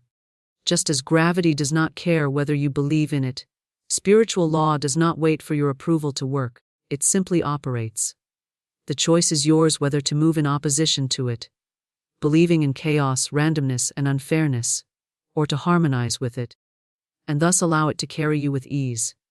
Many people live as though they are victims of an unpredictable universe. They hope to win, to get lucky, to be chosen. But the one who is aligned knows they do not need to be chosen. They have already chosen themselves. They do not wait for a stroke of luck, they invoke the law. And in invoking it, they move into certainty, into calm expectancy, into divine timing. The spiritual laws of assumption, belief, forgiveness, and divine supply are not metaphors. They are practical mechanisms for creating reality from within. The spiritual laws never say, maybe. They say yes, to whatever you impress upon them. If you believe in scarcity, the law confirms it. If you believe in sudden increase, the law confirms that too. It is not personal, it is responsive. It mirrors you exactly, neither more nor less. This is why it is so essential to cleanse the mind of randomness, to clear away the debris of inherited ideas and cultural beliefs about struggle, luck, and deserving. You are not rewarded according to effort, but according to alignment. Alignment is not a feeling of strain, it is a feeling of deep inner agreement. It is when your mind, your emotions, your imagination, and your words all point in one direction. When you say, yes, within yourself to the result you desire and cease to argue against it. You do not doubt, you do not negotiate, you do not question whether you are worthy, you simply know. That knowing is alignment. And once aligned, the outer world begins to reflect it with precision. To align with spiritual law is to reject the idea of luck entirely. It is to understand that the universe is ordered, not chaotic. It is to understand that success is not reserved for the few. It is available to all who will claim it inwardly. You must no longer ask whether something is possible. You must ask, am I aligned with it? If the answer is no, you do not despair, you simply adjust. You go within and shift your state. You speak words that match your outcome. You create mental images that soothe you and excite you and lift you. You choose to dwell in the reality where what you want is already so. You do not need to figure out the mechanics. That is the job of law. The law knows the path of least resistance. It knows who to send, what to open, when to deliver. Your job is not to tinker with timing. It is to remain in alignment until the outer must obey. The more consistently you live from this awareness, the more miraculous life becomes. Not because anything has changed in the law, but because you have finally placed yourself in harmony with it. And the beautiful thing is, you do not need to be perfect. You do not need to master every nuance. You simply need to come back to alignment again and again. When fear pulls you off course, gently return. When you feel confused, go within and ask yourself what the law would say. It always says the same thing, as within, so without. If the world is not showing you what you want, it is not because it has failed you. It is because you have more aligning to do. That is all. To align is to surrender control over outcomes and assume control over consciousness. You let go of how it should look, and you focus instead on how it should feel. You walk through your days with the quiet confidence of one who understands law. You speak prosperity over your affairs. You forgive yourself quickly. You expect divine solutions. You do not get swept up in panic, because you know that panic is a signal you've stepped out of alignment. And you know how to return. You return by remembering, by stilling the mind, by affirming truth over fact, by closing your eyes and dwelling for just a moment in the finished state, the joyful result, the peaceful fulfillment. The more you live from that inner reality, the faster the outer reality catches up. You must become so familiar with spiritual law that it becomes your atmosphere, your lens, your inner compass. When the world suggests failure, you remember that it cannot override your assumption. When people doubt you, you remember that their beliefs have no authority unless you accept them. You are governed by a higher order. You are moved by unseen hands that know exactly how to bring you your good. All you must do is remain aligned. Eliminate doubt and embrace certainty. Doubt is the silent thief of manifestation. It enters the mind in small, subtle whispers, disguising itself as realism, logic, caution. It poses as wisdom, but it is fear in disguise. It does not create, it delays. It does not protect, it postpones. Doubt is the denial of the truth, that what you desire is already given in the invisible, waiting only for your unwavering belief to make it visible. Every time you entertain doubt, you cancel out the power of your word. Every time you argue with your desire, you reject the good that is already trying to reach you. The spiritual law is precise. It does not respond to partial belief. It responds to certainty, clarity, and conviction. Certainty is not arrogance.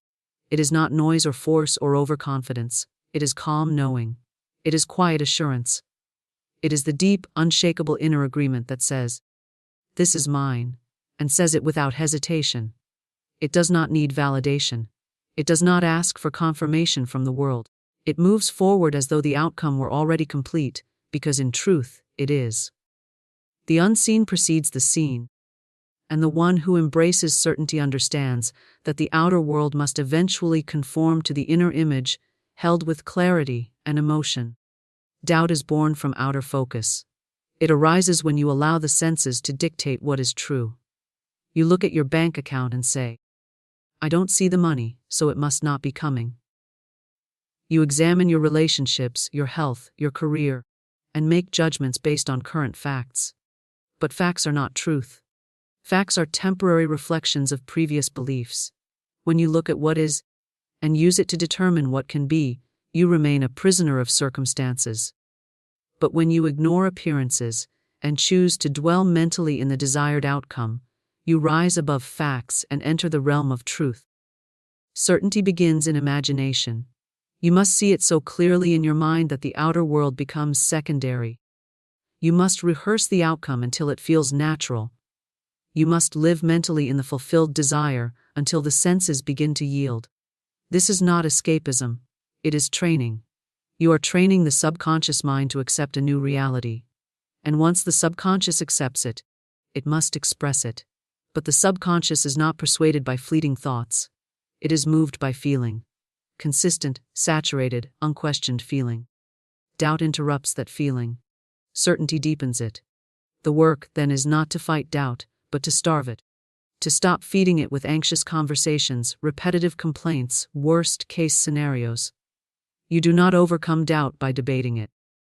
You overcome it by withdrawing your attention from it entirely. You stop agreeing with it. You stop treating it as wisdom.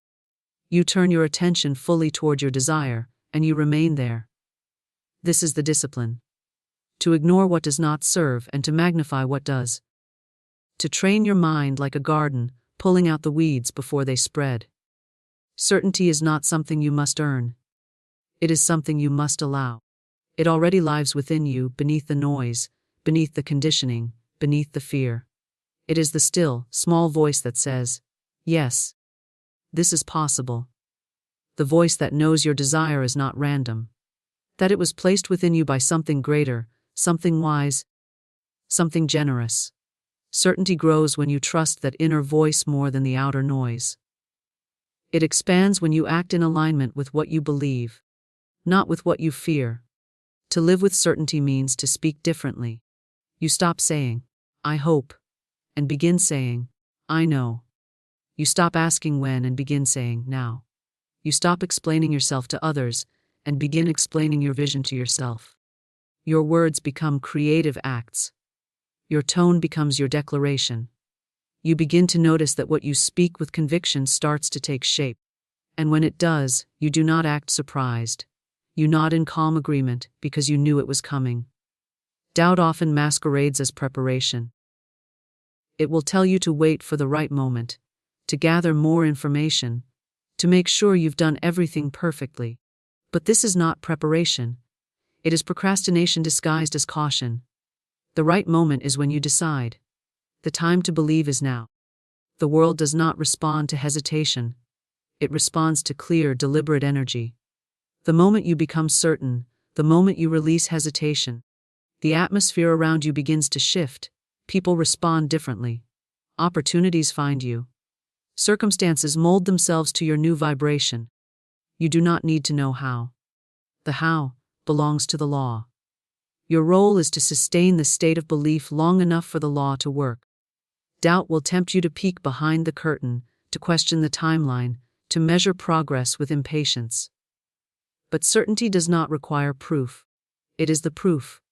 Your unwavering belief is the creative force, and when held long enough, it becomes matter, event, and experience. There is no timeline that certainty cannot collapse. What should take months can take days. What was once considered improbable can become inevitable. The more you dwell in certainty, the less external resistance you meet. You no longer send mixed signals to the universe. You no longer create with one hand and destroy with the other. You become a channel for precision. Your intention is clean, your energy undivided. And in that state, things begin to come quickly, naturally, effortlessly. The path clears because your signal is clear. The obstacles dissolve because you no longer affirm them. The delays shorten because you no longer expect them. Certainty is a decision. It is the moment you stop asking, what if it doesn't work, and begin asking, what if it does? It is the moment you stop rehearsing failure and begin rehearsing fulfillment. You must sit quietly and find the version of yourself who already has what you want. Speak as they would speak. Walk as they would walk. Feel as they would feel. You do not wait for the world to give you permission. You give it to yourself. And once given, nothing can block it but your own divided mind. Every day you are asked to choose: will you believe the truth, or will you believe appearances? Will you hold to your vision, or will you surrender to doubt? This is the only real battle. Not against others, not against circumstances, but against the inner voices that would have you shrink. You must silence them, not with force, but with love. With faith. With persistence. You turn your attention away from fear like turning a dial. You tune into a different station. A frequency where what you want is already done. The habit of doubt is strong for many because it has been practiced for years. But it is still just a habit, and any habit can be replaced. Each moment you choose belief, you weaken the old pattern. Each time you affirm your desire as already fulfilled, you imprint a new pathway in the subconscious. And that path, once well-worn, becomes your new default. Then belief is no longer effort, it is natural. Certainty becomes your atmosphere. Doubt no longer finds room to grow, because the soil of your mind no longer nourishes it. You have become the one who knows, the one who trusts, the one who speaks, and it is done. Visualize as if it's already done. This is not mere daydreaming. It is not idle fantasy or hopeful thinking. It is a deliberate, disciplined act of creation. To visualize is to enter the invisible realm where all things are first formed. It is to step ahead of time and space and see, with the inner eye, the reality that will soon appear in the outer world. You are not imagining what might be. You are visiting what already is, and you are claiming it by dwelling in its feeling. Visualization is the language of the subconscious, and the subconscious controls manifestation. When you speak to it in images, in sensations, in full sensory experiences, it listens. And once it accepts what you show it, it begins to rearrange the external world to match what you've impressed upon it. The key to effective visualization is immersion. You must not simply see the picture. You must enter it. You must feel the emotion, hear the sounds, touch the objects, sense the atmosphere. It must become more than a passing thought. It must become a living scene. When you visualize correctly, your body responds. Your heart may beat faster. Your mood may lift, your breath may deepen. This is how you know the subconscious has been engaged. The deeper the feeling, the faster the result. Visualization, when infused with belief and emotion, becomes a spiritual blueprint. It becomes the silent order placed with the universe. When you visualize, you are not watching yourself from afar. You are looking through your own eyes. You are not a spectator. You are a participant. If you desire wealth, you do not imagine looking at your wealthy self from across the room. You see yourself holding the check, entering the new home, feeling the abundance in your hands. You live it in the present tense. Not, someday I will. But, this is mine now. The subconscious does not know the difference between real and vividly imagined. It only responds to what you feed it consistently. This is why repeated visualization is so powerful. It carves a new groove into your inner mind. And the mind, once carved, must express what it contains. You must understand that every outer result was once an inner image. Nothing appears without first being imagined. The clothes you wear, the room you sit in, the technology you use, all were once invisible thoughts. Someone saw them before they became tangible. Someone believed in them before they existed in the physical. The same process applies to your desires. You must become the one who sees it before others can. You must hold to your vision, even when the world gives you no evidence. Especially when the world gives you no evidence. Because it is in those moments that your faith deepens, your vision sharpens, and your energy aligns with the unseen. Visualization is not about controlling events, it is about aligning with outcomes. You are not forcing reality to obey. You are inviting it to mirror what you've already accepted within. And it will mirror it, with exact precision. The clearer your picture, the faster the manifestation. The more consistent your emotion, the smoother the path. You cannot visit your vision once and expect results. You must return to it daily. Morning, night, moments throughout the day. Each time you visit, you strengthen the signal. You impress it deeper, you broadcast your certainty. And the universe, operating by exact law, responds. When doubt or fear arises, return to the vision. Close your eyes, see it again, feel it again. Remind yourself of who you are in that reality. Let the imagined scene become more familiar than your current surroundings. Speak from it. Think from it. Live from it. The more real it becomes in your inner world, the more inevitable it becomes in the outer. You are not pretending. You are practicing. You are embodying. You are creating. Visualization works best when it is specific. Do not be vague. If you want freedom, define what that means. Is it a certain income? A location, a schedule, a feeling of ease? Build the scene in detail. What are you wearing? Who are you with? What do you hear? What do you see when you look around? The more detail you include, the more tangible it becomes. But detail alone is not enough. It must be paired with emotion. The emotion is the activating force. The picture is the map, the feeling is the engine. Together, they create a magnetic field that pulls the result toward you. You must also make visualization enjoyable. Do not approach it as a task. Approach it as a pleasure, a sacred meeting with the version of yourself who already has what you desire. Let it be play. Let it be joy. Do not force images. Let them arise naturally. If they change, let them. If new ones appear, trust them. Your subconscious knows what you want more deeply than you sometimes admit. Trust its guidance. Trust its symbols. Trust the sensations that come. You may use tools to enhance visualization, music that moves you, scents that ground you, objects that symbolize the desired result. These are not magic in themselves, but they serve as bridges. They help the mind settle into the scene. The more immersive the experience, the more persuasive it becomes. You are convincing yourself, not of a fantasy, but of a truth that has not yet taken form. Some will say, I cannot visualize, I see nothing. But everyone visualizes in their own way. Some see pictures, others sense, feel, hear, or know. Do not be limited by one form. Trust your dominant mode. If you are more emotional, then dwell in the feeling. If you are more auditory, then hear the sounds of success. If you are more physical, then use your body. Act out the scene, walk the steps, rehearse the outcome in motion. Visualization is flexible. It bends to your nature. Use what works. And once you've visualized, act in harmony with what you've seen. Walk like one who knows it's coming. Speak like one who has already received. Let the vision shape your choices, your tone, your posture. This is not hypocrisy. It is alignment. You are not faking anything. You are simply moving in the direction of what is already yours. And with each aligned action, the invisible moves closer to form. You become the living evidence of your own inner image. Others will see the results and call them luck, but you will know it was law. You do not need to share your vision. Protect it. Guard it. Let it be sacred. Let it be yours. Not because it is fragile, but because it is precious.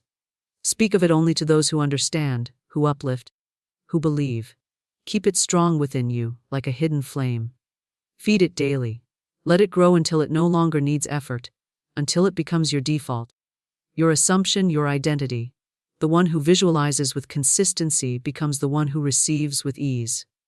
The unseen becomes seen not by chance, but by the clarity of inner vision made real.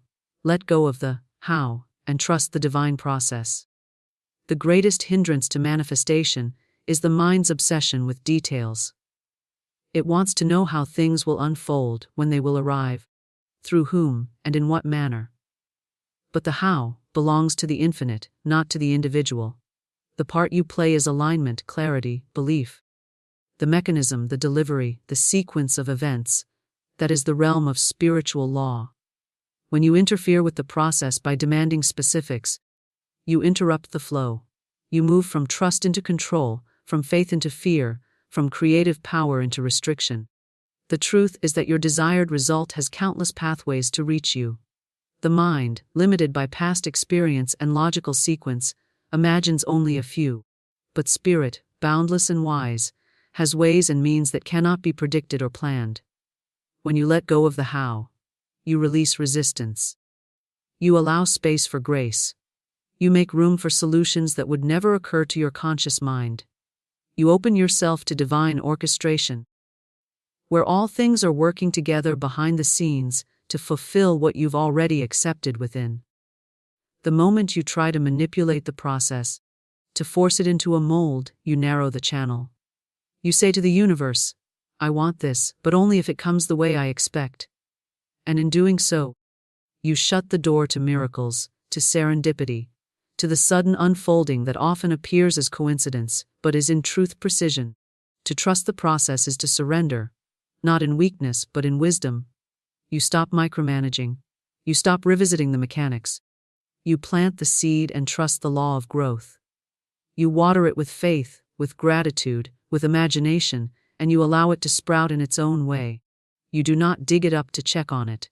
You do not rush it, question it, or compare it to other seeds. You honor its timing. You trust its nature. You know that what is for you cannot be lost, delayed, or taken. It is simply preparing its way. The ego fears letting go of the how, because it equates control with safety. It wants guarantees, timelines, blueprints. But manifestation is not a mechanical process. It is a spiritual one. It does not unfold according to human logic, but according to divine law. The more you try to map every step, the more you feel exhausted, anxious, frustrated. But when you release the how, you feel relief. You feel light. You feel the burden lift, because you have handed it back to the part of you that already knows the way. Letting go of the how does not mean doing nothing. It means doing only what is yours to do. You follow intuitive nudges. You take aligned actions. You move in the direction of your desire, but you do not obsess over the rote. You do not demand certainty from the outside world. You create certainty within. You live from the end. You hold the feeling of fulfillment. You become the person who already has what they asked for. That is your work. That is your responsibility. The rest is handled by the law. The more you trust, the faster it comes. Not because you've done more, but because you've stopped interfering. You've stopped adding friction. Doubt, fear, control. All are forms of resistance. Faith, ease, surrender. These are forms of allowance. When you shift from grasping to trusting, you align with flow. And flow is the natural rhythm of creation. The rivers do not ask how they will reach the sea. They simply move, responding to gravity's shape momentum. In the same way your desire knows its path. It only needs you to stop damming the current. Many people pray for results, visualize outcomes, affirm their desires, and then cancel the process by worrying about logistics. They ask, but how will it come? What if it doesn't? What if I fail? These questions are not neutral. They are counter-creations. They plant seeds of confusion in the soil of the subconscious. And the subconscious, ever obedient, will mirror that confusion back. But when you say, I don't know how, but I know it is done, you stay in the energy of completion. You align with certainty, and certainty is creative. The is not your concern because the universe operates on a level of intelligence far beyond your planning. What you call miracles are simply manifestations that bypassed your expectations. What you call luck is often just a demonstration of divine timing and perfect alignment. The invisible realm is working constantly in your favor, but only to the degree you allow it. When you insist on being in charge of the process, you slow it. When you allow spirit to move freely, you accelerate it. Letting go of the how is an act of devotion. It says, I trust life more than I trust my fear. I trust the source more than I trust my senses. I trust that what I have asked for is already on its way. Even if I cannot yet see the route, that trust becomes your foundation. It becomes your frequency. And your frequency is what draws the form to you. You do not manifest by force. You manifest by frequency.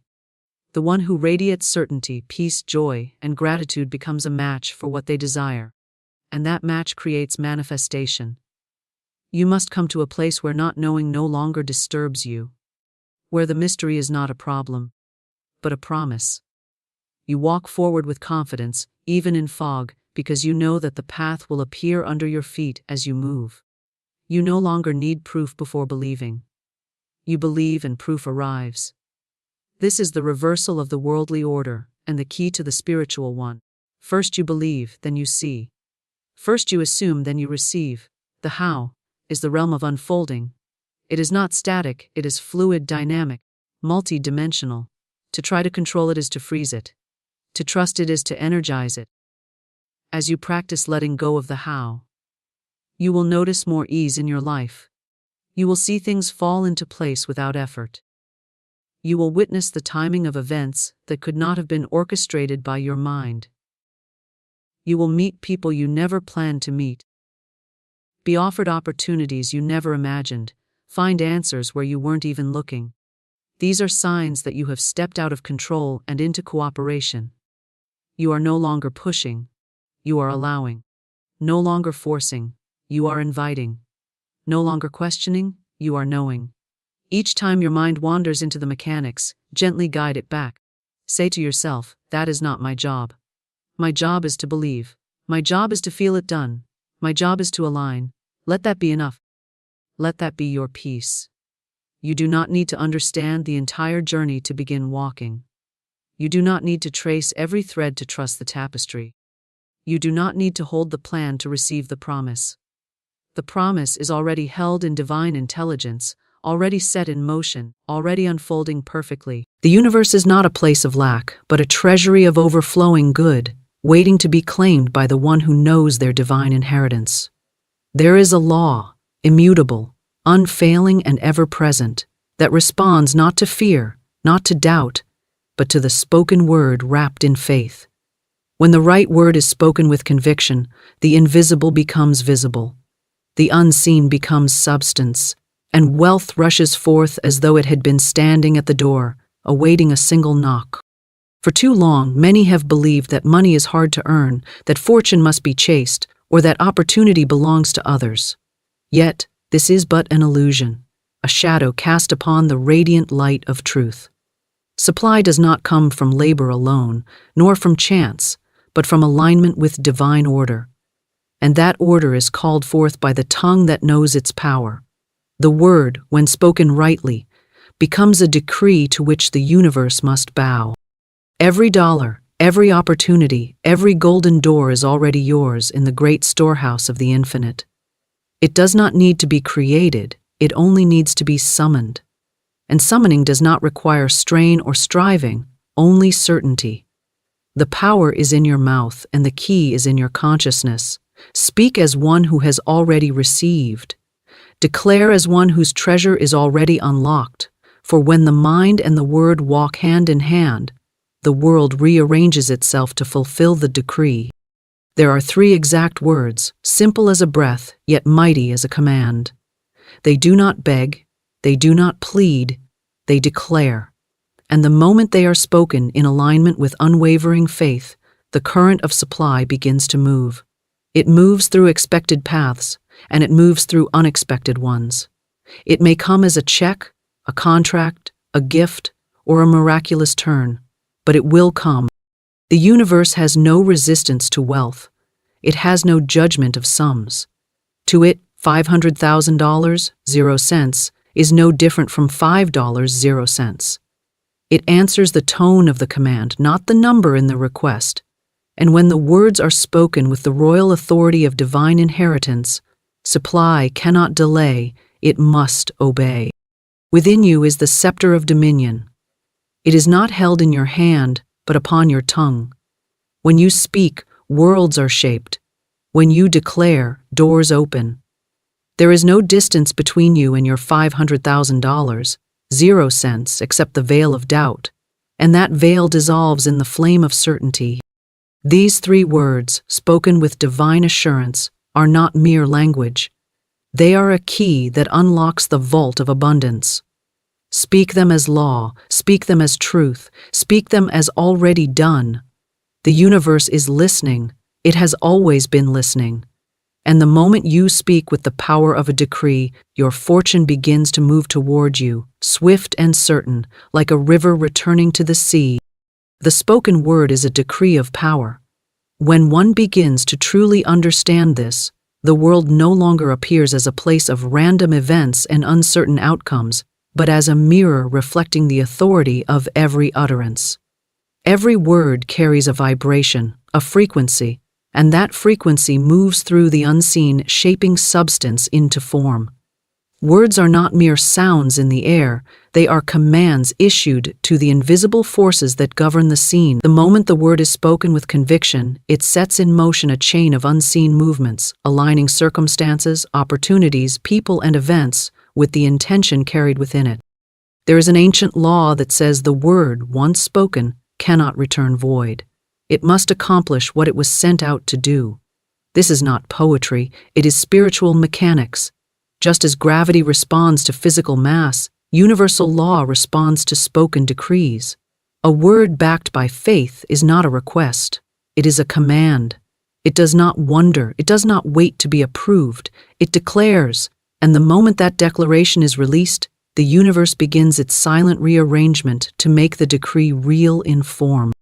When one speaks from fear, the power of the decree still operates, but it summons that which fear has declared. When one speaks from faith, it summons that which faith has claimed. The law does not discriminate between positive or negative, desired or undesired, fair or unfair. It is impartial, precise, and unwavering. The word is the signal and the universe is the receiver. What is sent must be received, and what is received must be manifested. Many imagine that wealth, health, or opportunity comes through external action alone, but all action is secondary to the word. Before there is a movement of hands, there is a movement of speech. Before there is the building of structures, there is the issuing of decrees. Every great work begins not with effort, but with a word. And not any word, but a word spoken with conviction. The faint whisper of a doubtful mind carries little weight, but the steady tone of assured authority reshapes reality. The word carries power because it is the instrument through which consciousness imprints itself upon the unseen. When the tongue moves, the mind gives shape to what it holds, and the universe receives it as law. There is no neutral word. Every utterance carries a seed.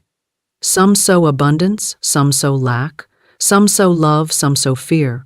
Each seed falls into the fertile soil of universal law, and each must bear fruit after its kind. The one who understands this begins to guard their speech with reverence. They do not speak casually about lack, defeat, or limitation, for they know each careless word is a decree that sets something in motion. They speak only that which they desire to see, and they speak it not as a hope, but as an established fact. They speak it as a decree already fulfilled, for the universe moves not for those who wish, but for those who declare. When one speaks wealth, they must speak it as if it already stands before them. The tone of command is not born from arrogance, but from knowing. Knowing that the universe is abundant. Knowing that supply is endless. Knowing that every word carries creative power. When they say, "I am wealthy," they are not pleading, they are declaring. And the moment they declare, everything begins to respond. Channels open, paths appear, coincidences align, and doors that seemed closed reveal themselves to have been waiting for the spoken word to turn the key. Power does not reside in the complexity of language, but in the certainty of its delivery. A single phrase, when spoken with unwavering faith, outweighs 1,000 prayers wrapped in doubt. This is why some speak briefly and mountains move, while others speak endlessly and nothing stirs. It is not the number of words, but the power behind them that commands the unseen to obey. When one stands in the awareness of their own authority, their words gain weight. The tone changes. It carries the resonance of someone who is not asking the world to give, but telling the world what is already theirs. And this is the essence of a decree. A decree does not beg. It does not wonder. It is spoken as law. And law is not debated. Law is obeyed. The spoken word operates like a royal seal pressed into wax. Once impressed, the shape remains.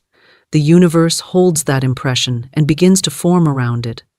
Whether one is aware of it or not, every day they issue dozens of such seals through their speech. Some declare limitation unknowingly. "I never have enough. Things never work for me. Money is hard to get."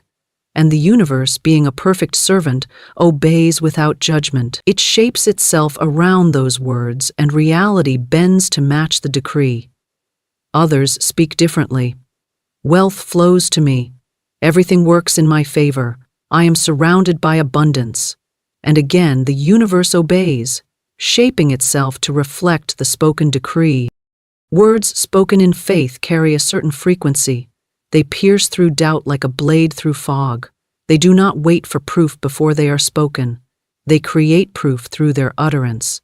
This is why the one who waits to see before they speak remains waiting, while the one who speaks before they see finds that what they spoke begins to appear.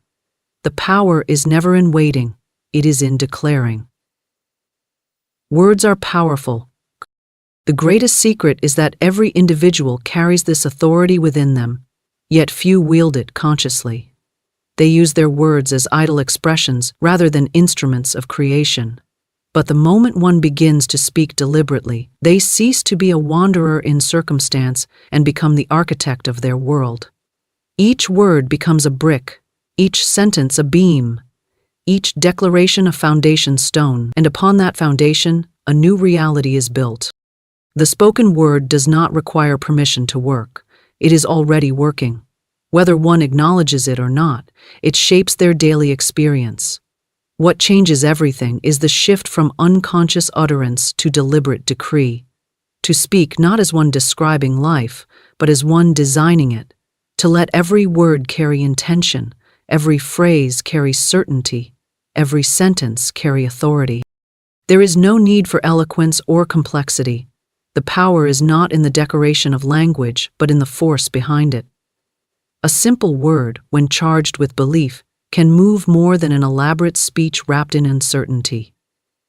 This is why affirmations without conviction fall flat, while a single quiet statement of faith can part seas of impossibility. The word spoken with power does not ask whether it will work.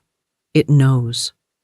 It is not concerned with the how, for the how belongs to the unseen. The word's task is to command, and the universe's task is to deliver. This is the great partnership between the speaker and the unseen forces. One declares, the other obeys. One speaks the law, the other carries it out. The more one practices deliberate speech, the stronger their decree becomes. Words spoken with hesitation lose force, but words spoken with clarity and authority ripple through existence like a stone cast into still water. The ripples spread, touching everything, moving everything, drawing all things into alignment with the original decree. The more this law is understood and applied, the less random life seems, and the more obedient it becomes to the word that commands it. Every fortune begins as a word. Every healing begins as a word. Every opportunity begins as a word. Before gold changes hands, before doors open, before anything takes form, someone speaks. The decree is the seed, and manifestation is the harvest. The spoken word holds this timeless power, and it is always waiting to be used consciously by the one who understands its law. Wealth is summoned, not chased. The world has taught many to run after riches, as if abundance were a wild creature to be captured, but this is the great illusion that keeps many trapped in endless striving. True wealth is not something that flees, hiding itself behind distant doors. It is a presence already existing in the invisible, awaiting a rightful claim. The one who understands the laws of the unseen knows that wealth does not come from desperate effort, but from a centered, unwavering decree. To chase something is to declare it separate, distant, and beyond reach. To summon something is to know it belongs to you and to call it forth. With the authority of that knowing, the chase is born from fear. It whispers, if I do not run, I will lose it. It shouts, if I do not grasp, I will never have it. But fear only creates more running, more grasping, more distance. The harder one chases, the farther the object seems to drift. This is the rhythm of lack, the endless treadmill of pursuit without arrival. But summoning moves differently. It does not run, it stands still and commands. It does not beg, it declares. It does not doubt, it knows. The one who summons does not lean outward but inward, for the source of wealth is not outside but within. The great law responds not to struggle but to vibration. When you chase, you emit the signal of lack. You say, I do not have, but I want. The universe, being a perfect mirror, returns more experiences of wanting, more reflections of not having. But when you summon, you speak from possession, not desire. You say, it is mine now, and the universe answers with evidence of that claim, others, the seen and unseen, the expected and unexpected, and places before you the reflection of your spoken law. Wealth, like all things, is drawn to certainty. It moves toward the voice that commands with quiet power, not the hand that grasps in fear. Those who chase exhaust themselves in endless effort, thinking their value is measured by their running. Those who summon move in stillness, knowing their word is stronger than their chase. Wealth is not earned through strain alone. It is magnetized through alignment with divine order. The earth does not chase the sun. It simply moves in its rightful orbit, and the sun's light is constant. Likewise, wealth does not need to be hunted. It needs to be aligned with. To summon wealth is to recognize your inheritance. It is to know that the treasure is not something you must prove yourself worthy of. It is already waiting in the invisible vault of possibility. When you stand in that knowing, your voice carries a different tone. It is calm, it is steady, it is not pleading for supply, but commanding its arrival. And when that tone is released, things begin to move in silence. Opportunities appear where there were none. Channels open where walls once stood. People and events align with precision.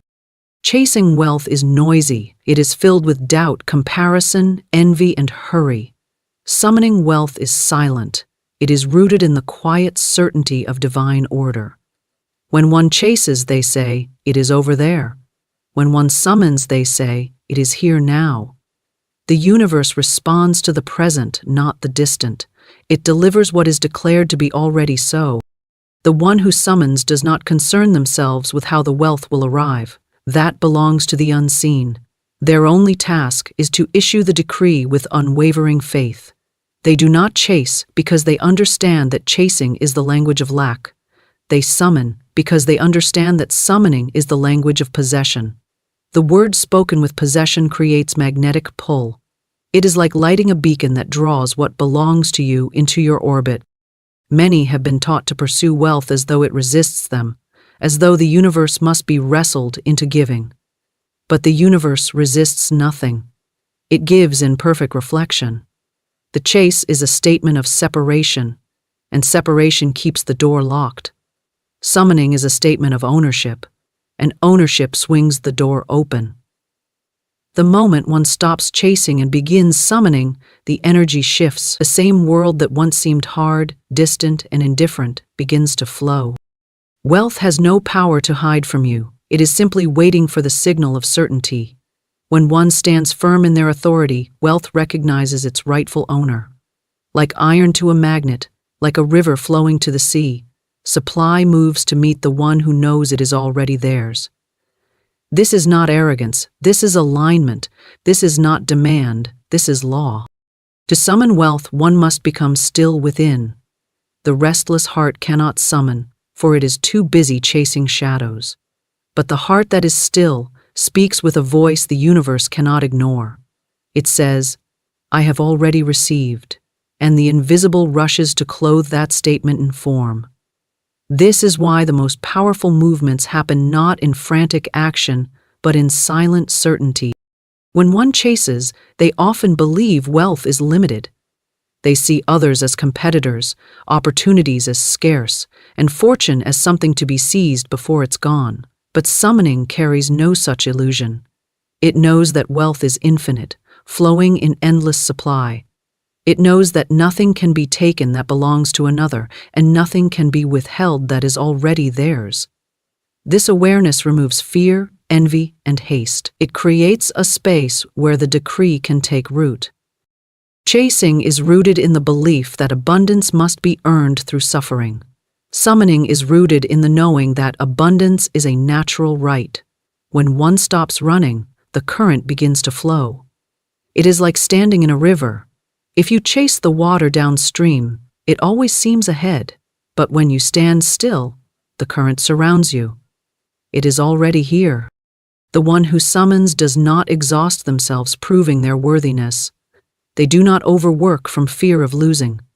They act from inspiration, not desperation. Their steps are guided, not frantic. Their speech is clear, not clouded.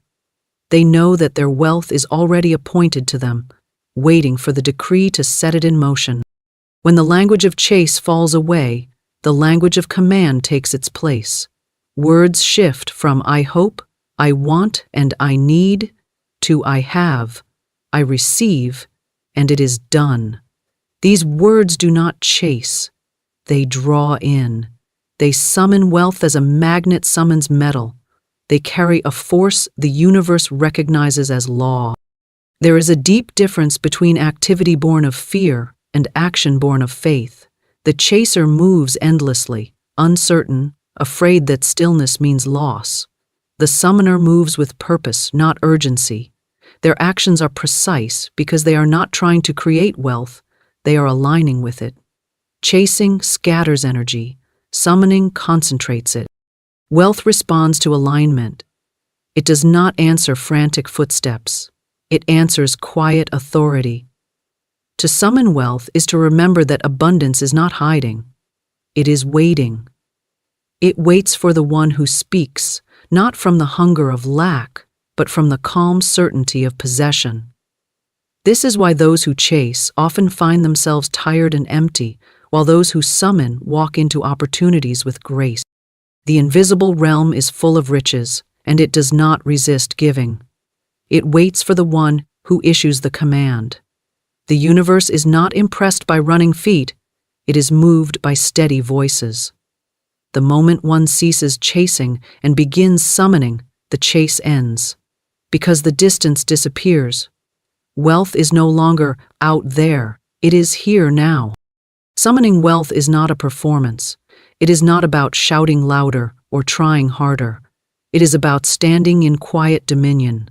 It is about speaking with the tone of one who knows their inheritance cannot be taken, delayed, or denied. It is about replacing the language of pursuit with the language of arrival.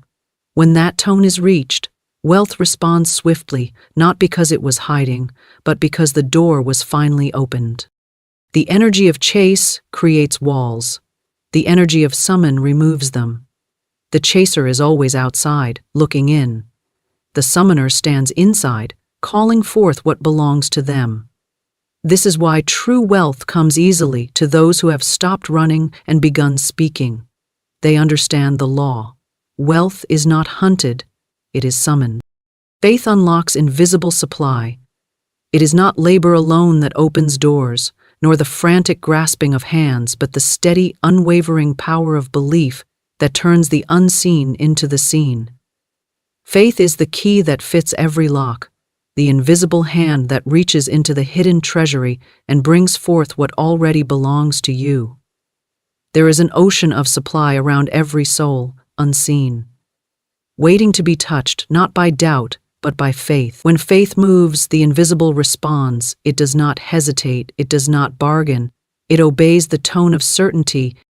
Faith is not blind, it is the clearest vision there is. It looks beyond appearances, beyond circumstances, beyond what eyes can see, and claims what the Spirit already knows to be true. The one who walks in faith does not wait for evidence before they believe. They believe, and evidence bends to their belief. Faith is not a wish.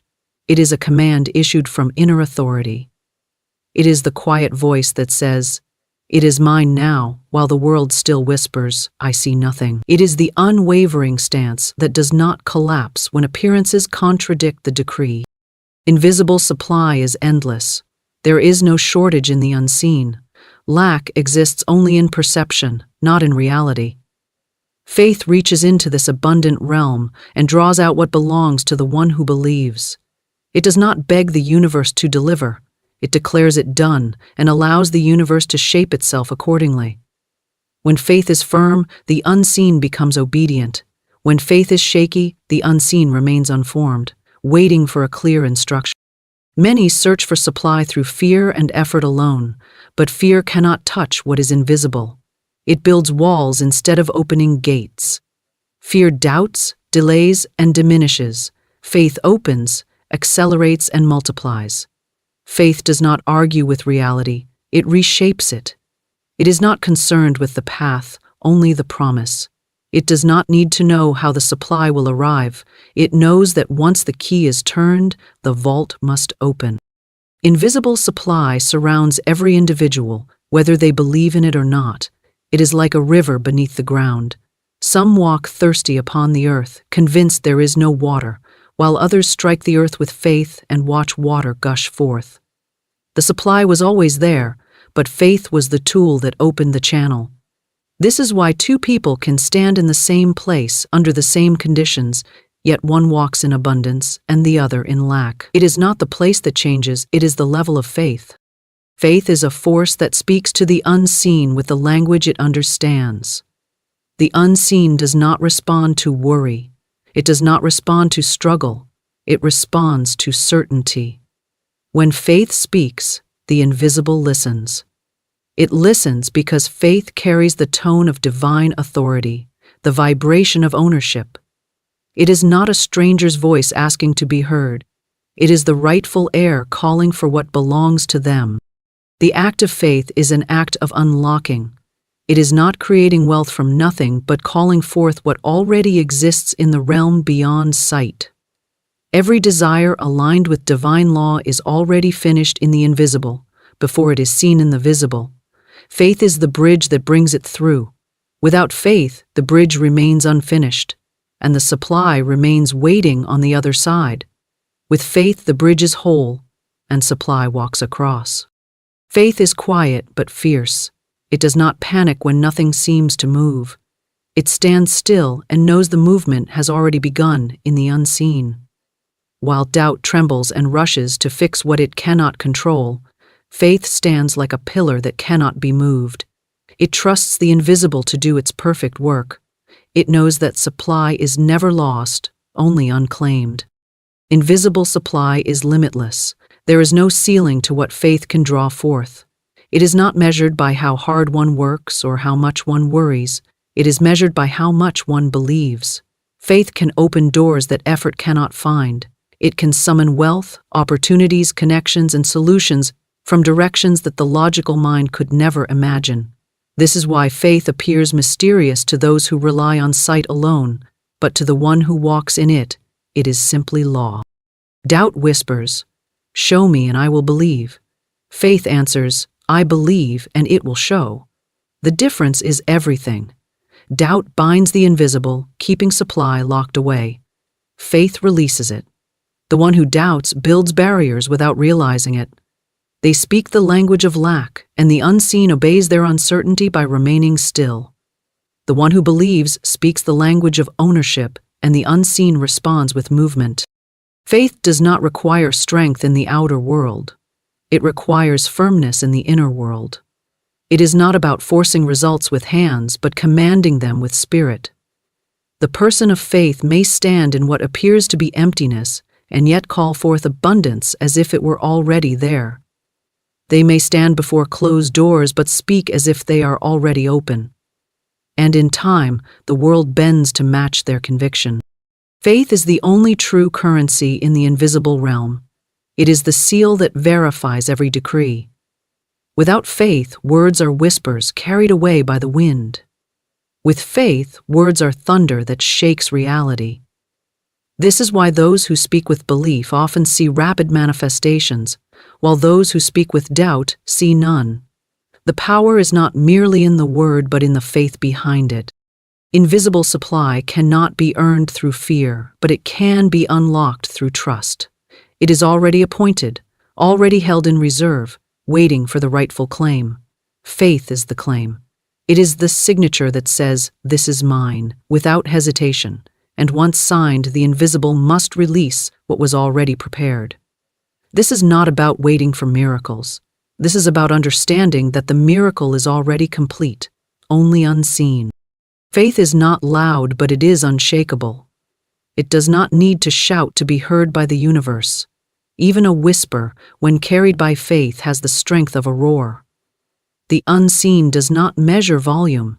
It measures certainty.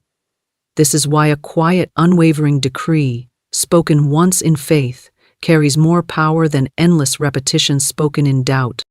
Invisible supply is like a well behind a locked gate. Doubt keeps trying to climb the fence, exhausting itself. Faith walks to the gate, inserts the key, and turns it. The gate swings open, not because the well suddenly appeared, but because it was always there.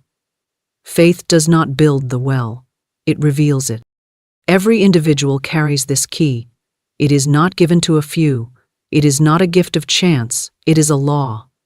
Faith is the same power that moves mountains, opens doors, and draws fortune. It does not discriminate. It answers whoever wields it with conviction. This is why the one who believes walks in abundance, even when others see only barrenness. Faith operates beyond time. It speaks in the language of now. It does not say, "one day." It says, "it is." And the moment faith says it is, the invisible aligns itself to make it so. This is why the path often appears after the step of faith is taken, not before. The bridge is built as one walks, not while one waits. The invisible realm moves according to belief. It is always listening, always waiting for instruction. Fear issues one command, faith issues another. The unseen is impartial. It obeys whichever voice is stronger. When faith stands taller than fear, the invisible begins to pour itself into visible form. It is not a question of whether the supply exists, it always exists. The question is whether faith is unlocking it, or doubt is keeping it closed. Faith is the stillness that commands movement. It is the calm in the midst of appearances. It does not sway with every wind of circumstance. It is the rooted knowing that the invisible always answers the voice of belief. It is the unwavering certainty that the treasury is already full, waiting to be opened. The universe responds to certainty. It does not answer hesitation, wavering, or doubt. It listens to the tone beneath the words, the energy behind the decree. When certainty speaks, the universe bends. When doubt whispers, it remains still. Certainty is not loud, but it is absolute. It is the quiet authority that does not beg or wonder. It declares, and the declaration becomes law. The unseen forces that shape reality are drawn to certainty, the way rivers are drawn to the sea. They gather around it, align with it, and bring form to its decree. Certainty is a language, and the universe is fluent in it. When you speak from certainty, you are not asking the world to approve of your desire. You are announcing what already is. The universe does not respond to confusion because confusion carries no command. It does not respond to desperation because desperation carries no clarity. But certainty carries the weight of creation itself. It is not asking for permission, it is setting the order. This is why two people can speak the same words, and yet one sees doors open while the other sees nothing move. The difference is not in the syllables spoken, but in the certainty carried within them. A word spoken without faith is an echo that fades. A word spoken with certainty is a decree that rearranges the invisible. It sends a clear signal through the unseen, and the unseen moves to answer. If certainty is a state of being, not just a thought. It lives in the tone, in the stillness of the heart, in the strength of the mind that does not shift when appearances contradict the decree. When one speaks with certainty, they do not look around for signs. They know the sign is already set in motion. They do not wait to be convinced by outer evidence, because their certainty is the evidence. The universe has no choice but to mirror certainty. It is bound to law, and certainty is law in motion. Doubt, on the other hand, is like static. It sends mixed signals, blurring the decree, delaying the manifestation. Certainty is a clear frequency, like a note struck perfectly. It resonates through the unseen, drawing matching conditions into form. The one who lives in certainty does not waver. When appearances show lack, they remain unmoved. When circumstances contradict their decree, they hold the decree steady. The power is not in reacting to what is seen, but in standing firm in what is known. The universe reads certainty like a command that cannot be broken. When the signal is clear, the response is inevitable. Certainty is what separates a wish from a command. A wish floats in the air, hoping to land somewhere. A command lands with precision, claiming its territory. Certainty is the power behind that command. It is not forceful, but it is unshakable. It does not question. It does not negotiate. It speaks once, and the universe obeys. Those who doubt often speak many words, hoping repetition will create power. But words without certainty are like arrows without aim. They may fly, but they hit nothing. Those who stand in certainty speak few words, yet each one is a pillar. Each one carries the weight of law. Each one cuts through the invisible like a blade through fog, making way for what has already been claimed. Certainty is quiet strength. It does not shout to prove itself. It simply is, and because it simply is, the universe must answer it. The unseen does not resist certainty, because certainty and universal law are one and the same. To speak with certainty is to speak in the language of creation itself. Certainty is not arrogance. It is alignment. It is not pretending. It is knowing. It is standing so firmly in the reality of the unseen that no appearance can shake it. It is the unwavering voice that speaks not of what may happen, but of what is already done. This is why certainty carries power. It does not move with the tides of emotion. It moves the tides. The universe is responsive, not reactive. It does not choose what to respond to. It mirrors what is sent to it. If you send uncertainty, you receive more of the same. If you send certainty, the reflection is clear. This is why those who live in certainty often appear to others as if they walk in unusual favor. It is not chance. It is law. When certainty is present, obstacles dissolve. Not because the world changes on its own, but because certainty alters the field in which the world moves. What once seemed impossible becomes inevitable. What once seemed delayed becomes immediate. The universe bends around certainty, the way light bends around a flame. Certainty is not built on outer circumstances. It does not depend on what the eyes can see. It is born from the inner knowing that reality is shaped from within outward. Those who wait for external confirmation before believing remain in waiting. Those who believe first, without proof, call proof to themselves. Certainty goes first, the universe follows. The power of certainty is felt not only in words, but in the silence between them. A single statement, when wrapped in certainty, carries more power than endless chatter. The universe listens to the vibration, not the noise. It listens to the unwavering core, not the restless mind. Certainty does not fidget. It does not question the timing. It does not doubt the unfolding. It stands. When one speaks with certainty, their energy shifts. They no longer act like seekers but like owners. They do not chase what they have already claimed. They move through the world with the stillness of someone who knows their treasure is already theirs. The universe responds to this energy, not because it is forced to, but because it recognizes its own language in that certainty. Certainty is like a beacon. It sends a clear signal into the unseen, and everything aligned with that signal begins to move toward it. People, opportunities, ideas, resources, all begin to rearrange themselves to match the certainty that has been spoken.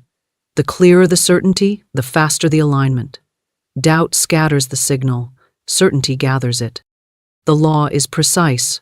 It does not bend for emotion, but it answers unwavering command. When certainty is steady, the manifestation is inevitable. It may come in unexpected ways, through paths unseen, but it will come. The invisible realm does not resist a clear decree. It moves to fulfill it. Certainty is an inner posture. It is not something one waits to feel. It is something one decides to stand in. It is the deliberate anchoring of the mind and spirit in the truth of what is already claimed. When that anchoring is complete, words carry power, thoughts carry direction, and the universe carries the response. When appearances contradict the decree, the uncertain waver, but the certain grow stiller, firmer, like a mountain unmoved by wind. The universe sees that stillness, that clarity, that unwavering faith, and responds accordingly. It does not respond to panic. It does not respond to fear. It responds to the authority of certainty. Certainty is a force that clears paths. It does not chase answers, it attracts them. It does not beg the universe for signs, it creates them. It does not wait for alignment, it is alignment. When one stands in certainty, the whole structure of reality begins to rearrange to match it. This is why those who walk in certainty often appear as though doors open for them before they knock. It is not luck. It is the universe responding to a clear command. The uncertain knock timidly, wondering if they belong. The certain walk as if the door is already open, and the universe, mirroring their stance, opens it. Certainty is the ground upon which all manifestation stands. Without it, words fall flat. With it, even a whisper carries power. The universe does not measure volume. It measures conviction. It listens not to the noise of doubt, but to the tone of authority. When that tone is present, the response is inevitable. To live in certainty is to live as one who already possesses. It is to release the need to plead or chase. It is to speak once and let the law fulfill itself. It is to trust the invisible more than the visible. It is to know that the universe is not deciding whether to give. It is waiting for a clear signal. Certainty is that signal. The universe responds to certainty like a shadow to light. It cannot resist it, it cannot delay it, it mirrors it. Certainty speaks the language of the unseen, and the unseen answers without hesitation. 3 words spoken with authority command abundance, not because the words themselves are magic, but because authority is the key that unlocks their power. Words without authority are like keys that do not fit the lock. Words spoken with authority open vaults that doubt can never touch. When 3 words are released from the place of inner dominion, the universe bows to their decree. It is not the length of speech that moves mountains, but the strength behind it. A single phrase, wrapped in certainty, has the power to shift everything. Authority is not noise, nor is it aggression. It is quiet strength, the steady voice that speaks as law. It does not plead with the universe, it commands it. It does not ask if abundance is available. It declares that it is already present. When authority speaks, the unseen recognizes its tone. The invisible realm does not resist authority because it flows from the same law that governs it. When 3 words are spoken in alignment with faith and certainty, they do not drift into the air like a casual wish. They are like lightning striking the ground, charging the atmosphere with purpose. They ripple through the unseen, summoning resources, opportunities, people, and pathways to align with the decree. Authority does not wonder if it will work. It knows. That knowing is what makes the words unbreakable. The universe does not respond to empty repetition. It responds to the voice of command. Many speak the right words but carry no authority within them, and the universe remains still. Others speak few words, but their spirit stands behind each syllable like a pillar, and the universe moves at once. It is never about quantity, it is about power. Authority is born from the recognition of inheritance. One does not beg for what already belongs to them, one claims it. The rightful heir does not whisper at the gate, they open it. When 3 words are spoken with this inner claim, abundance rushes forth. The universe cannot withhold what has been spoken in its own language. To speak with authority is to speak from the center, not the edges of uncertainty. It is to stand firm in the knowing that abundance is not far away, not scarce, not reluctant. It is present, waiting for the decree to call it forward. These 3 words are not chosen at random. They carry intention, precision, and finality. When they are spoken, they do not leave space for doubt to creep in. They seal the decree like a signature seals a contract. Authority moves differently than hope. Hope looks outward, wondering if something might happen. Authority looks inward, knowing it already has. Hope knocks timidly on the door. Authority walks through it. This is why 3 words spoken with authority can accomplish more than 1,000 spoken in fear. The universe answers to the one who speaks as if it has already heard the answer. Abundance is obedient to authority.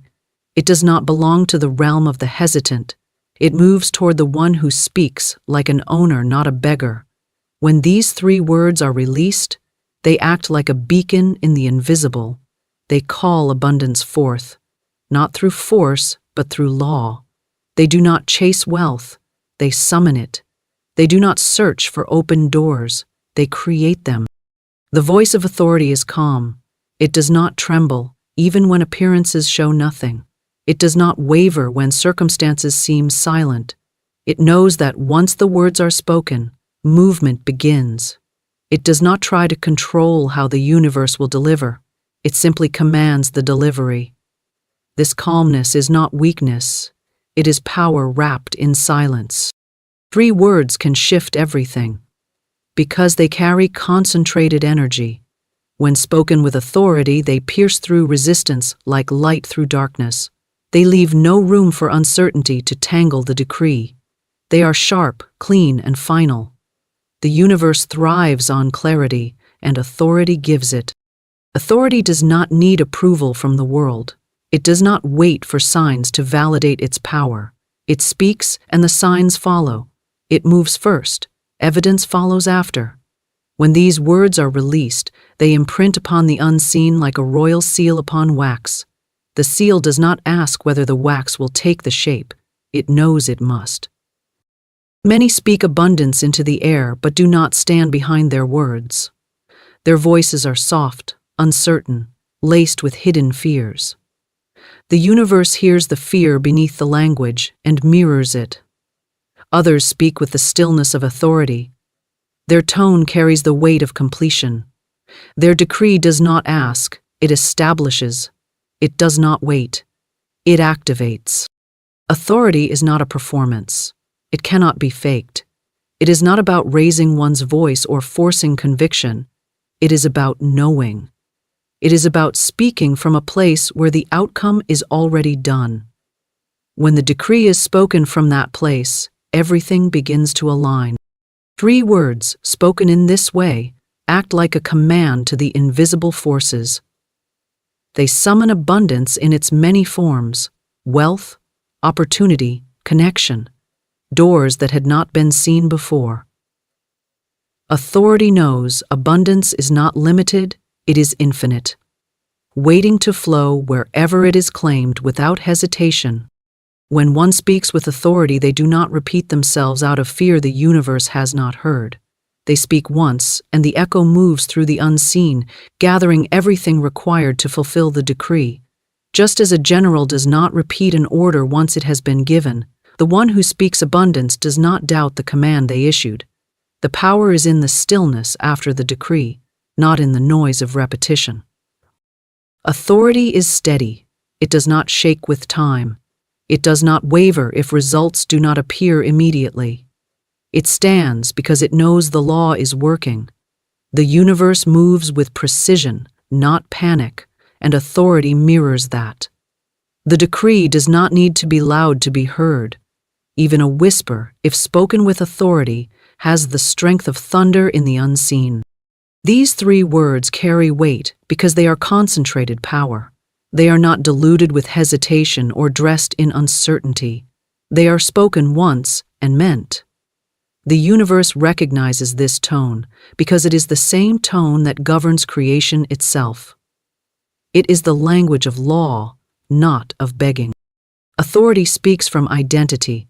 It speaks from knowing who it is and what belongs to it. It does not come from desperation or need, but from divine right. This is why abundance answers swiftly to authority. It knows the difference between someone asking for permission and someone claiming their place. When authority is present, scarcity loses its grip. The invisible shifts in response to the decree, and what was unseen begins to move toward visibility. Doors that were invisible begin to reveal themselves. People appear, opportunities align, pathways open. The 3 words spoken with authority act like a magnetic pulse, pulling everything into formation. Abundance is not distant, it is responsive, it is always listening, always waiting for a clear, certain command. Authority gives it that clarity. 3 words can open gates that struggle could not move. Not because the words are special, but because they are spoken from the place where doubt has no seat. Authority is the difference between asking and claiming, between hoping and creating, between waiting and receiving. The one who stands in authority does not chase after what is already theirs. They summon it with ease, and the universe responds because it must. 3 words spoken with this kind of inner power become a decree carved into the fabric of reality. They are not suggestions, they are not requests, they are law. They echo through the unseen, and everything within that unseen begins to rearrange itself to make them true. When this authority is claimed, the speaker becomes immovable. They do not seek signs to strengthen their words because their words are already the sign. They do not wonder when abundance will come because it is already in motion. They stand still, not because they are idle, but because they know the command has already gone forth. Abundance recognizes authority the way water recognizes gravity. It cannot resist it. It flows toward it naturally without struggle. The one who speaks these 3 words from their core becomes the center of a magnetic field of creation. Their decree is not fragile. It is final. It is not a hope. it is a law. When these words are spoken, they leave the realm of thought and enter the realm of creation. They carry the weight of completion, not the uncertainty of a wish. They are rooted in faith, wrapped in certainty, and released with authority. The universe listens to nothing more closely than it listens to authority.